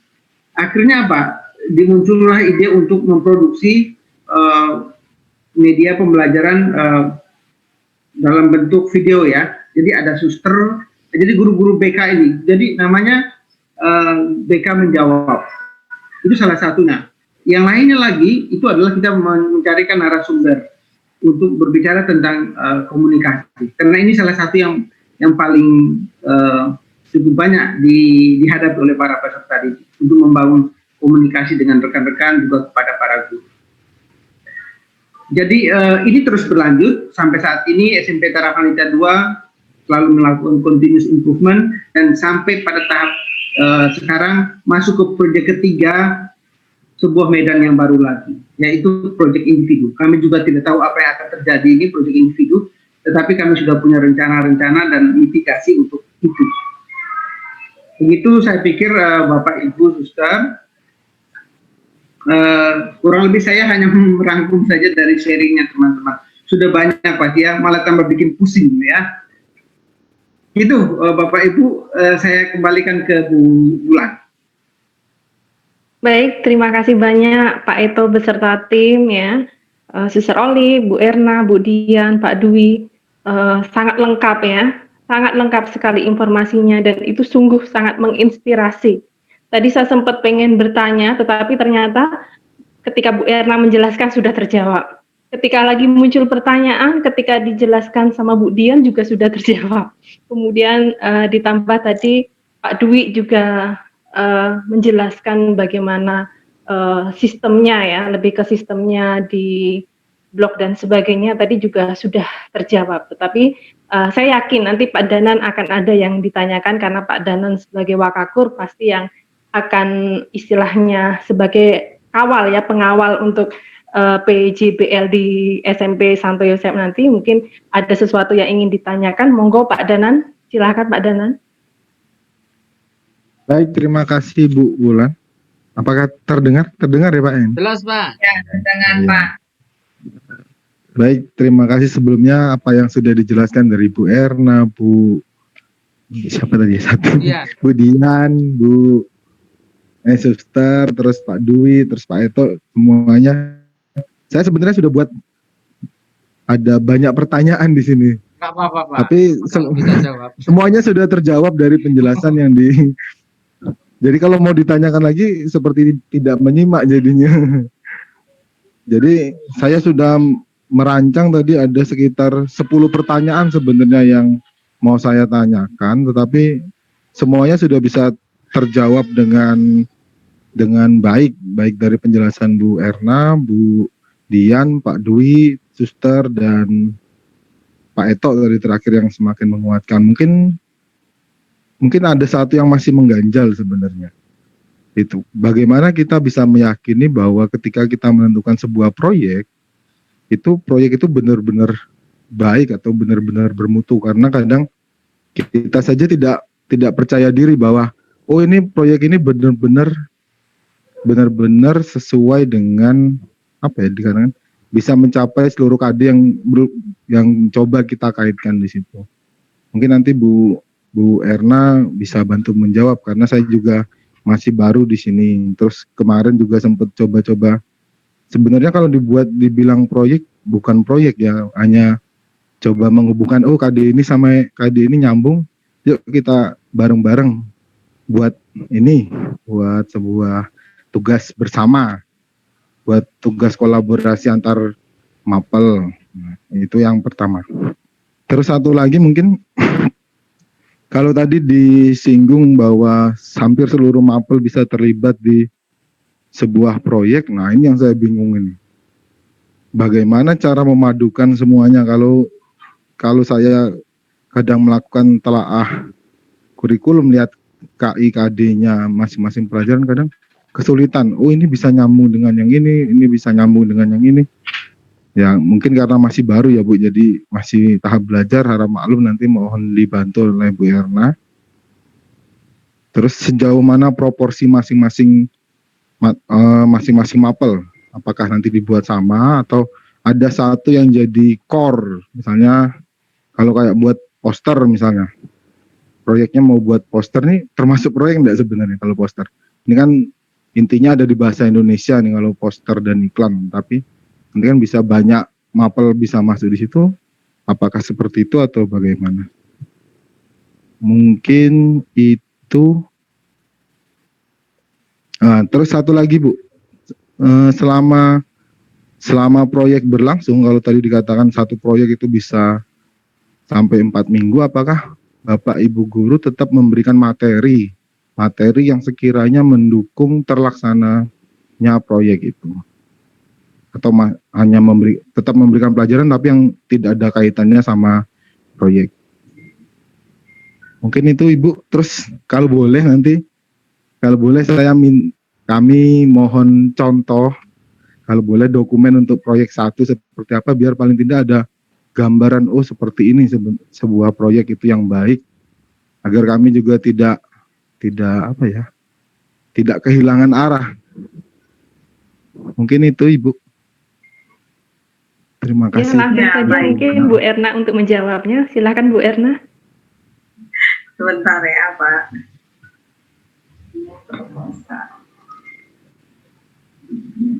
Semakin sore semakin seru ya. Oh, Ini Pak itu nggak apa-apa ya, belum mandi ya. Nanya gini. Kalau jam segini di Lahat main bola itu ya dulu ya. Terus mandi di Sungai Lematang. Sebentar Bapak Ibu. Surut airnya, Sister. Apakah kelihatan teman-teman? Ya Bu. Oh, kelihatan Bu. Ya baik. Kelihatan Bu. Pak Danan, thank you ya. Pertanyaannya itu kalau soal bicara tentang tematik integrasi lintas kompetensi, lintas mata pelajaran, pasti pertanyaannya itu. Bahkan yang sudah dilakukan oleh Dinas pun SD itu implementasinya konsepnya kurikulum dari arahan dinas tematik, tapi jatuhnya ke guru juga sudah bisa masing-masing gitu ya. Nah kebetulan di SMP Tarakanita 2 itu memang itu yang juga tantangan, bagaimana membawa gerbong ini mereka adaptif dengan kreatif, inovatif untuk mengaitkan KD dengan tema. Awalnya memang kami ada kesulitan ya untuk berangkatnya dari mana begitu ya. Kalau tadi terkait dengan poster itu apakah bisa dibuat untuk mengangkat sebuah tema proyek? Kalau kami poster, kemudian video, kemudian juga blog, kemudian juga podcast anak-anak, itu adalah produknya, kemasan produknya. Tapi kalau untuk proyeknya sendiri, kami dari proyek yang pertama itu memang karena juga masih proses adaptif belajar ya, kami juga belum tumbuh growth mindset bagaimana untuk mensolusikan. Kami lihat-lihat YouTube, terus guru kami ada yang sharing, wah bisa berangkat kayak gini loh dari IPS dulu gitu. Waktu itu kami berangkatnya dari IPS dulu tentang tema negara-negara, karena di situ temanya adalah menjawab persoalan dari persoalan pokok di proyek itu adalah mengatasi kejenuhan di masa pandemi. Anak-anak itu dengan belajar mengemas proyek bagaimana mereka akan membuat namanya peta imajinasi. Jadi berangkatnya waktu proyek pertama itu dari situ. Kami source-nya ya dari belajar, dari mencoba, trial and error Pak Danan. Jadi itu proses kami untuk guru-guru juga adaptif mengkaitkan KD dalam sebuah proyek tersebut.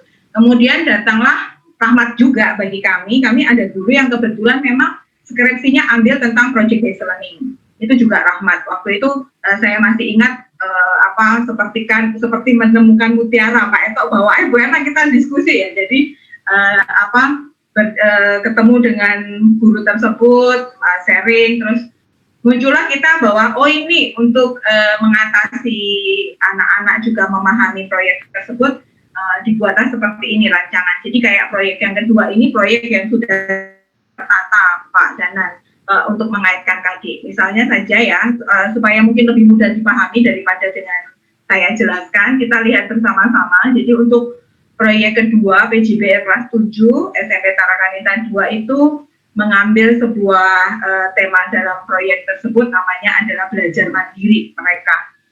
Kemudian ini kata pengantar-pengantar kami bahwa mereka memasuki proyek yang kedua, topiknya belajar mandiri, dari tema bahwa dengan mengerjakan ini harapannya mereka meningkat belajar mandirinya dan tangguh dan kreatif.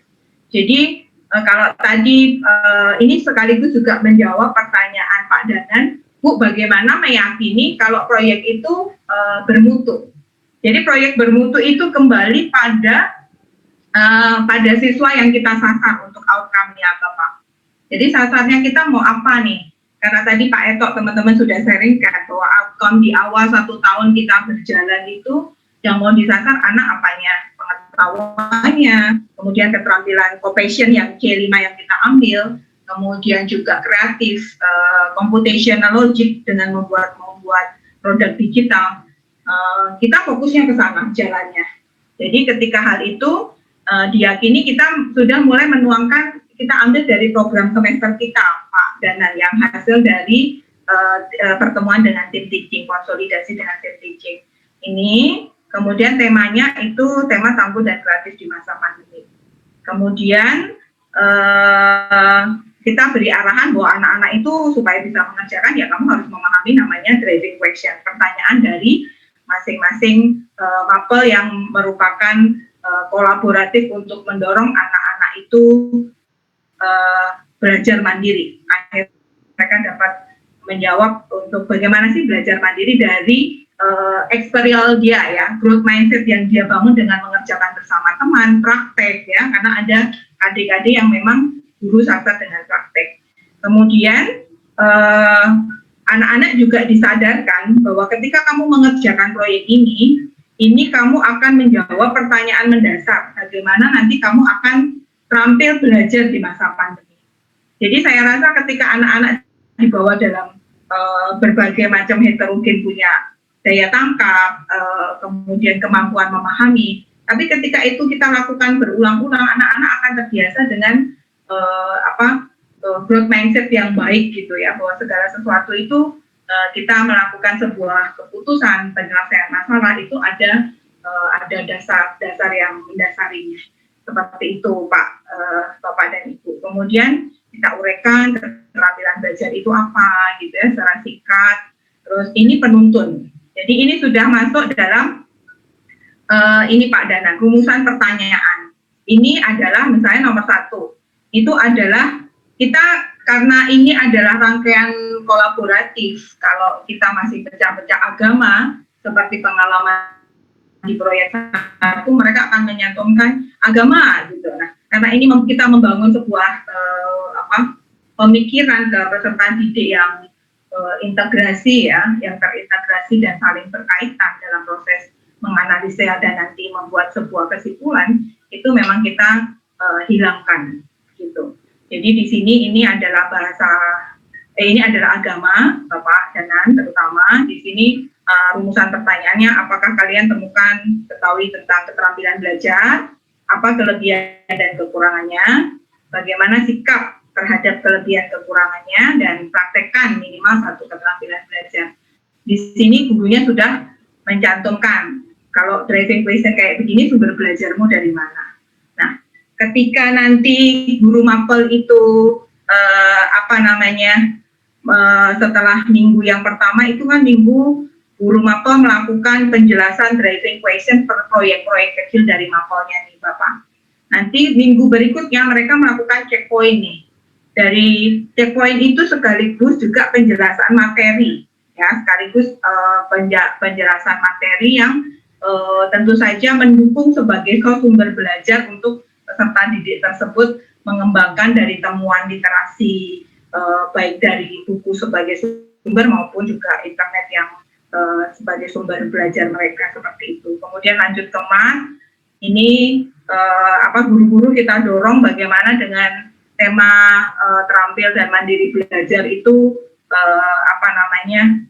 nyangkut di KD kamu. Nah ini memang biasanya yang paling mudah segera menjawab, segera merespon konsolidasi ketika kami melakukan Zoom pertemuan itu memang bahasa Indonesia, bahasa Inggris itu Budian itu pasti cepat segera kirim karena memang itu paling mudah ya untuk kolaborate dengan lintas mapel. Tapi bagaimana dengan mat dan biologi ya, sampai saat ini rekan-rekan kami itu kreatif, inovatif, mereka adaptif.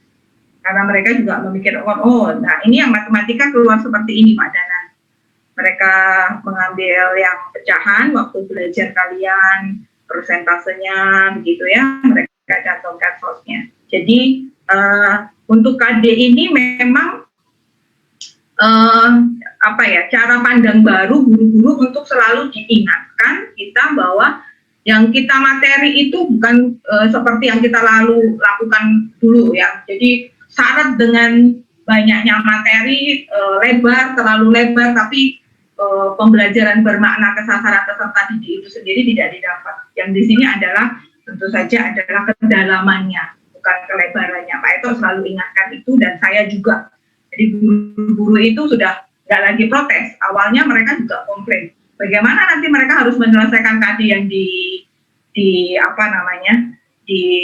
jenjang SMP ini ya, lama-lama kita dengan pendampingan terus pembangunan konsep berpikir mereka itu yang kita dapat teman-teman. Jadi memang proses dalam PJBL itu memang transformasi revolusioner dalam pendidikan ya, karena kalau kita masih syarat dengan materi padat, pembelajaran kita juga masih gurunya yang center, anak mengerjakan sendiri, tapi tidak berbasis dengan pergerakan outcome kita ke tercapaian yang saya rasa juga nggak akan mengalami kemajuan sih. Kalau saya sendiri meyakini seperti itu juga dengan tim ini. Kemudian nanti akan lanjut ke IPA. IPA akan ambil bagaimana menentukan suhu akhir campuran air minum yang membuat semangat dalam belajar. Jadi disangkutkan begitu Pak Dana. Kemudian PJOK mereka meningkatkan derajat kebugaran jasmani terkait dengan kesehatan. Jadi anak-anak ini tentang bagaimana sih bugar dan bisa mendukung dalam kualitas keterampilan belajar. Nah, anak-anak di sini tidak hanya mengkaji secara laporan ya, nanti yang dituangkan dalam produk digital tidak. Karena guru-guru kami aplikatif, mereka akan juga kalau olahraga ya mereka ada menunjukkan kebugaranmu apa yang kamu lakukan untuk kamu bugar, terus mereka mengukur tingkat kebugarannya. Kemudian juga IPA mereka juga implementasi mencoba dengan laboratorium yang memang mereka punyai dan ada keberadaannya di rumah karena semua masih harus di rumah begitu. Kemudian lanjut ke IPS itu memang karena IPS itu KD-nya juga terbatas, terus di kelas 7 itu masih belajar tentang Indonesia, maka mereka belajar kependudukan di Indonesia. Jadi mereka membandingkan kualitas belajar orang kota dan orang desa. Di sini mereka akan melakukan sebuah analisis, dan dari analisis mereka akan menyatakan kesimpulan untuk manfaatnya. Kalau begitu saya membandingkan itu apa gitu. Kemudian untuk PKN, nilai semangat dan komitmen kebangsaan apa yang kalian peroleh dalam keterampilan belajar ini. Mereka mengemas di dalam sila-sila Pancasila itu nilai ideologinya apa dan nilai yang kamu jalankan ketika menjalankan proyek 2 ini apa saja, mereka buktikan dengan dokumentasi.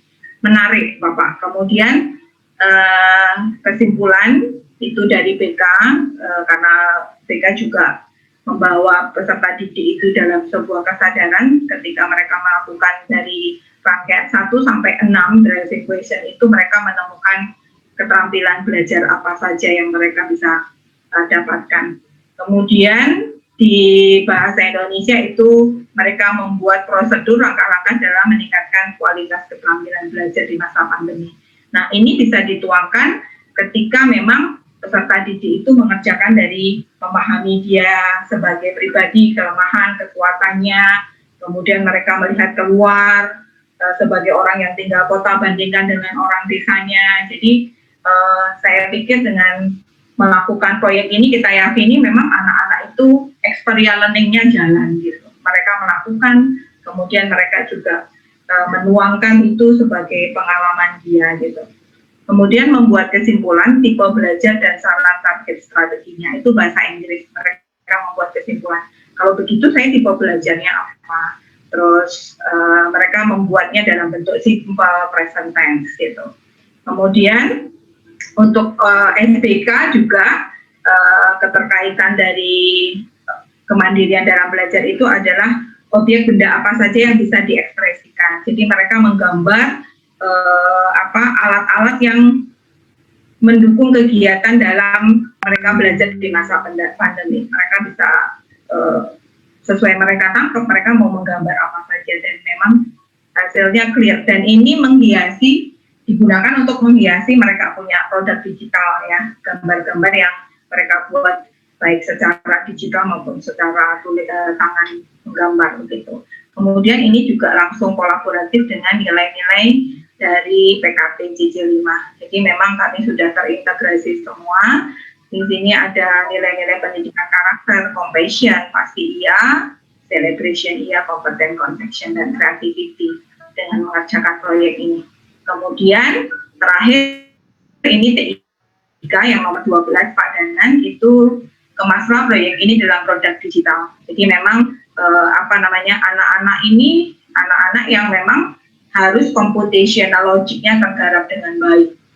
Kalau dibandingkan dengan PJJ yang biasa ya, yang rata-rata banyak orang lakukan tidak berbasis project based learning, saya rasa ini anak-anak bisa overlapping, kerjakan dengan di agama juga bisa suruh membuat ini, di IPS bisa jadi overlapping, tapi dengan kesatuan satu proyek untuk semua mapel, ini juga meringankan peserta didik dan kebermaknaan dari experiential learning sendiri peserta didik itu didapat.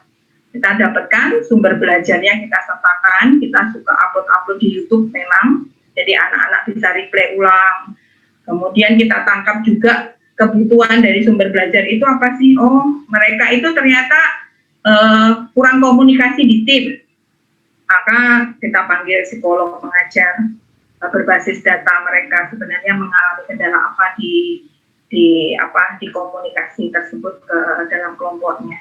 Kemudian public speaking, ini yang saya juga ajak juga pelaku-pelaku pendidikan, guru-guru Indonesia ya, termasuk kita semua di sini,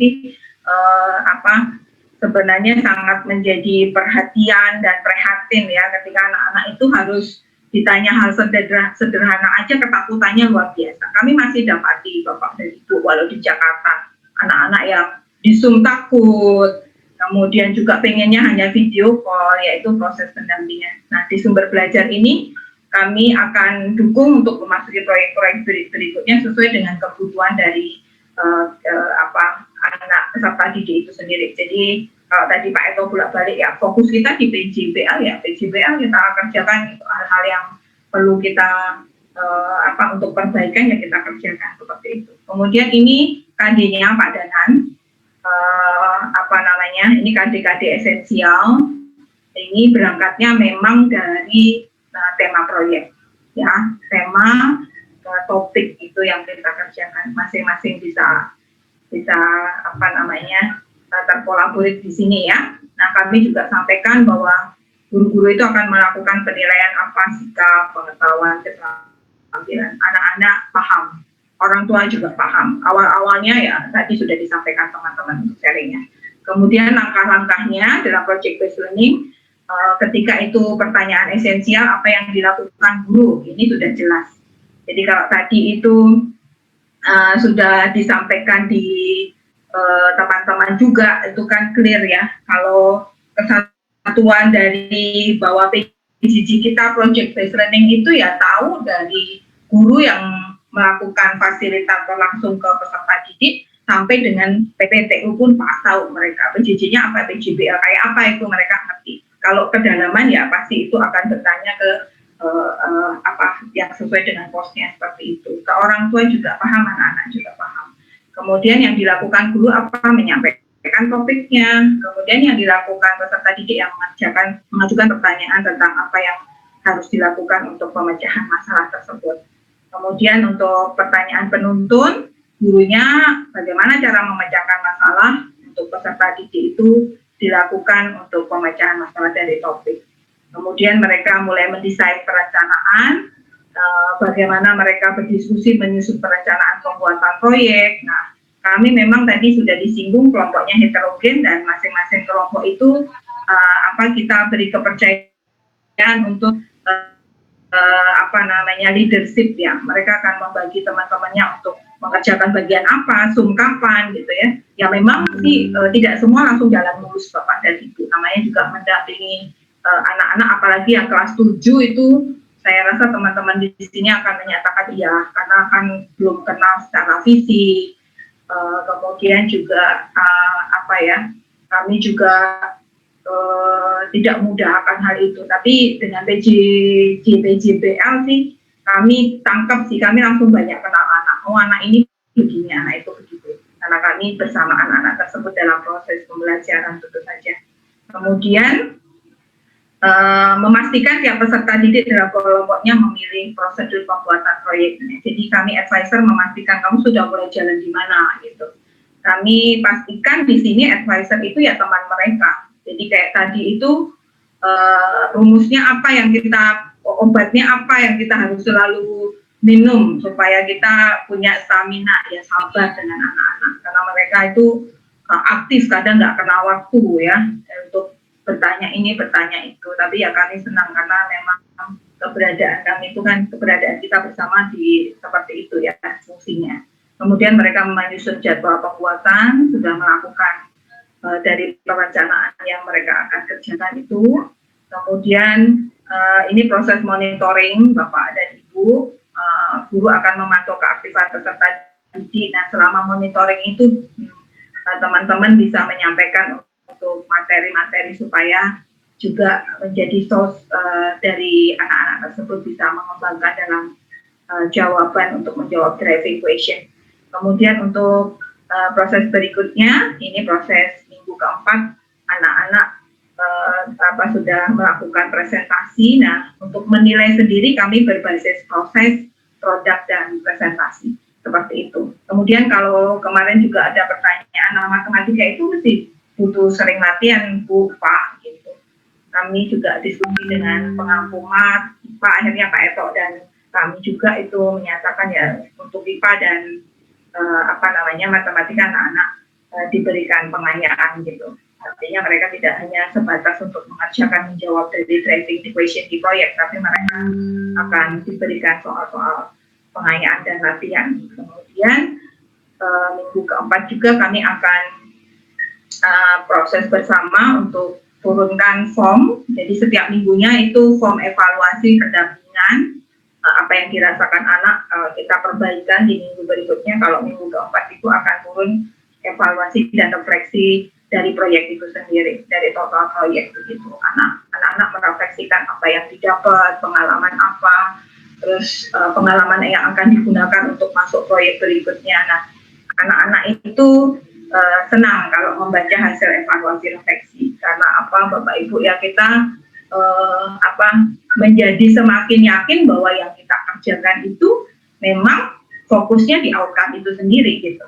Kalau pengalaman bagi saya, mungkin nanti Pak Eto bisa juga menambah, tapi bagi saya sendiri yang sering menggarap proses penurunan evaluasi refleksi bersama Pak Eto sih, biasanya yang tahu duluan saya dan Pak Eto, terus kami sering kemudian ke Pak Dwi gitu ya, dan nanti ke guru-guru gitu.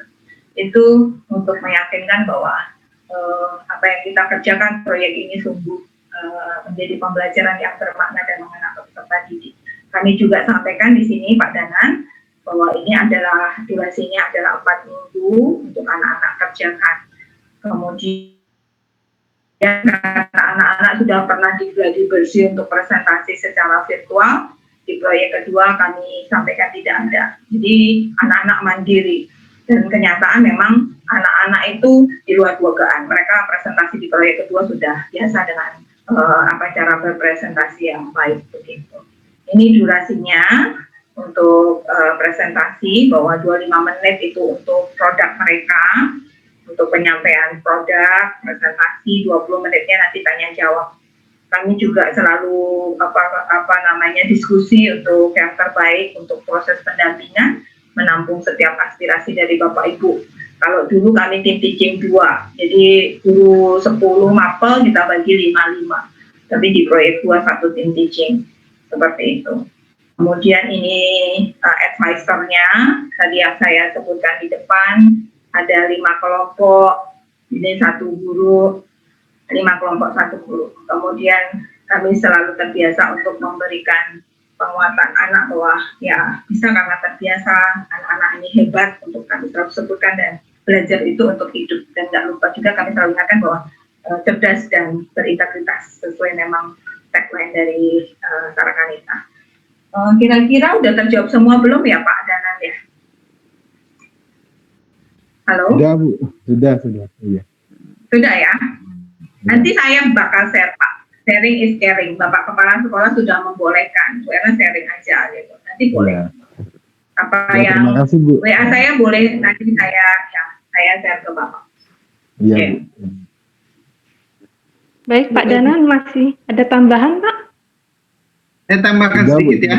Oh ya, silakan Pak Ito. Nah, jadi memang untuk ada transformasi dari pembelajaran katakanlah konvensional kepada model semacam PJBL, ini memang ada perubahan mindset sih sebenarnya di situ ya.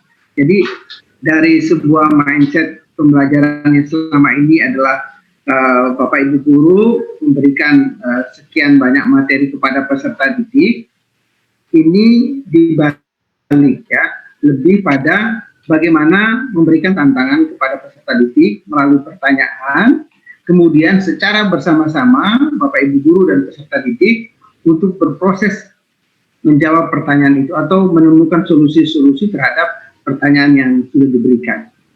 Memang awal waktu proyek 1, saya juga kebetulan sudah meninggalkan sebagai praktisi itu kan sudah cukup lama, 2013 di sekolah. Nah itu bayangannya anak-anak itu sudah bisa mandiri membuat semacam proposal proyek sendiri. Ternyata belum bisa Bapak Ibu.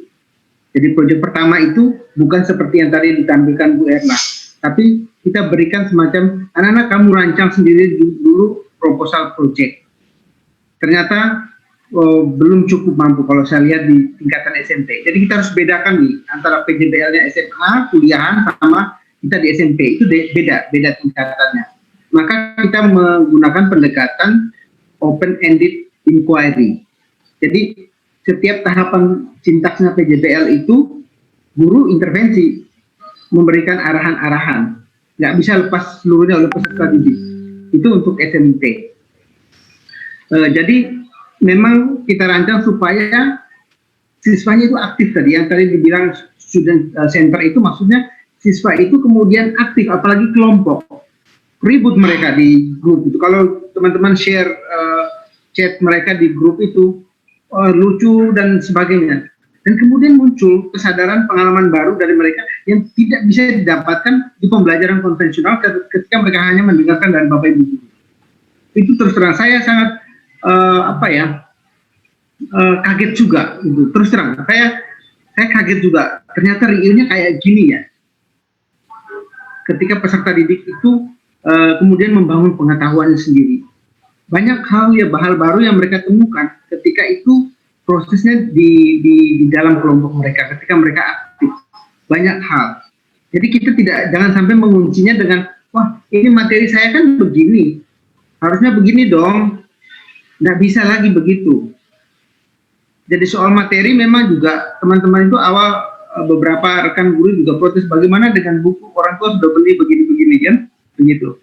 Nah itu difasilitasi juga ya, bahwa di dalam perjalanan proyek misalnya dalam arahan, misalnya sore ini Bu Erna akan memberikan arahan, itu dituliskan nanti ini ada hubungannya dengan buku halaman sekian-sekian. Tetapi sebenarnya materinya itu tidak hanya buku itu, pengalaman siswa dan banyak lagi hal. Itu yang mungkin menambahkan terkait dengan penguatan untuk kita berani untuk mengeksekusi ini. Tadi yang ditampilkan Bu Erna juga, kalau kita lihat in detailnya, itu sebenarnya banyak pertanyaan, tetapi sebenarnya yang dibuat peserta didik itu tidak sebanyak itu. Karena katakanlah misalnya pertanyaan nomor 7 dan nomor 9 itu sebenarnya satu kesatuan. Antara tadi saya lupa ya itu.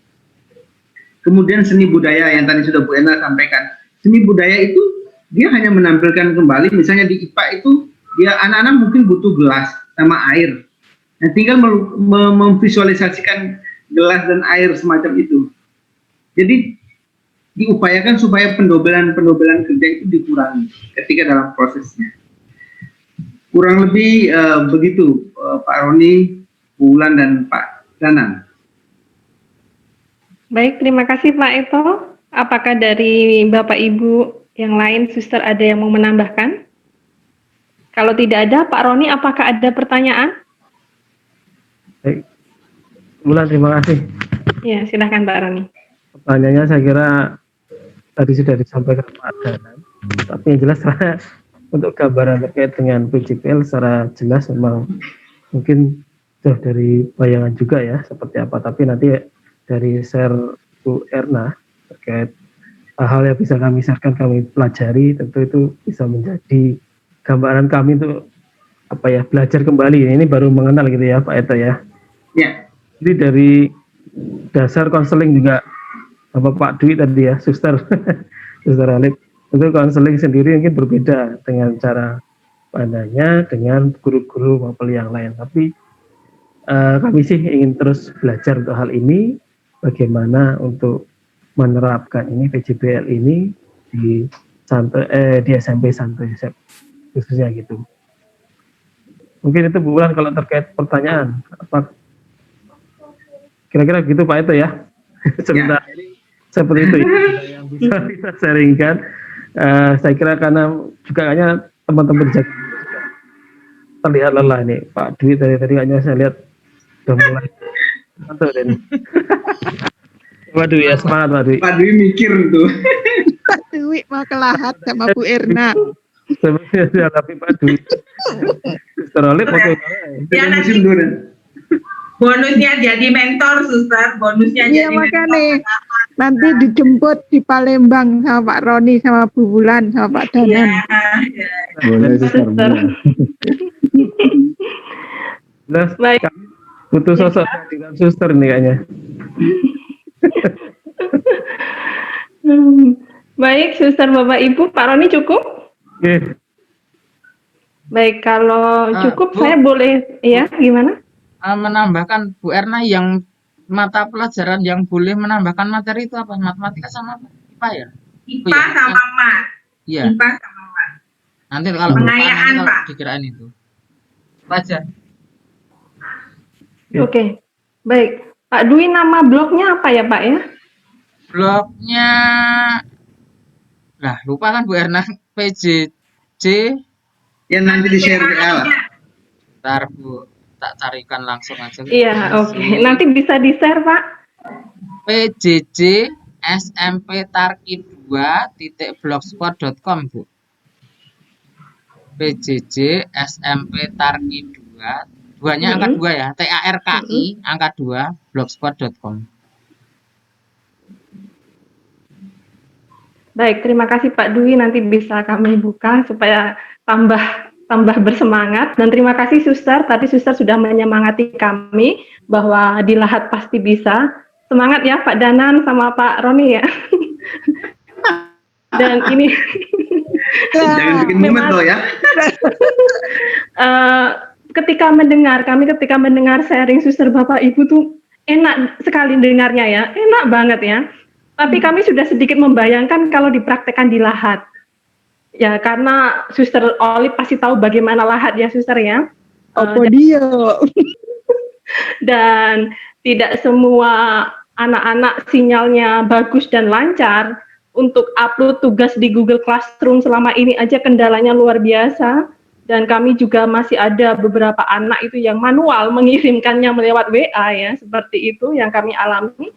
Dan juga tidak semua peserta didik kami itu kemampuan IT-nya juga boleh boleh dikatakan di bawah rata-rata. Tidak semua anak istilahnya IT-nya mampu. Itulah kendala-kendala yang kami hadapi, dan kami juga bisa membayangkan berdasarkan sharing Suster Bapak Ibu tadi untuk menghadapi para orang tua ya yang memang mungkin belum bisa menerima atau bagaimana, itu keluhannya luar biasa. Dan kami juga sudah sedikit berimajinasi ya, pasti akan kami hadapi juga seperti itu ketika di Lahat. pembelajaran apa ini, seperti apa, pasti itu Bisa akan Bu terjadi. Wulan. Bisa. Bisa Bu Wulan, Pak Roni, Pak Danan, bisa. Tetapi sungguh ini perlu kita coba Pak Danan ya.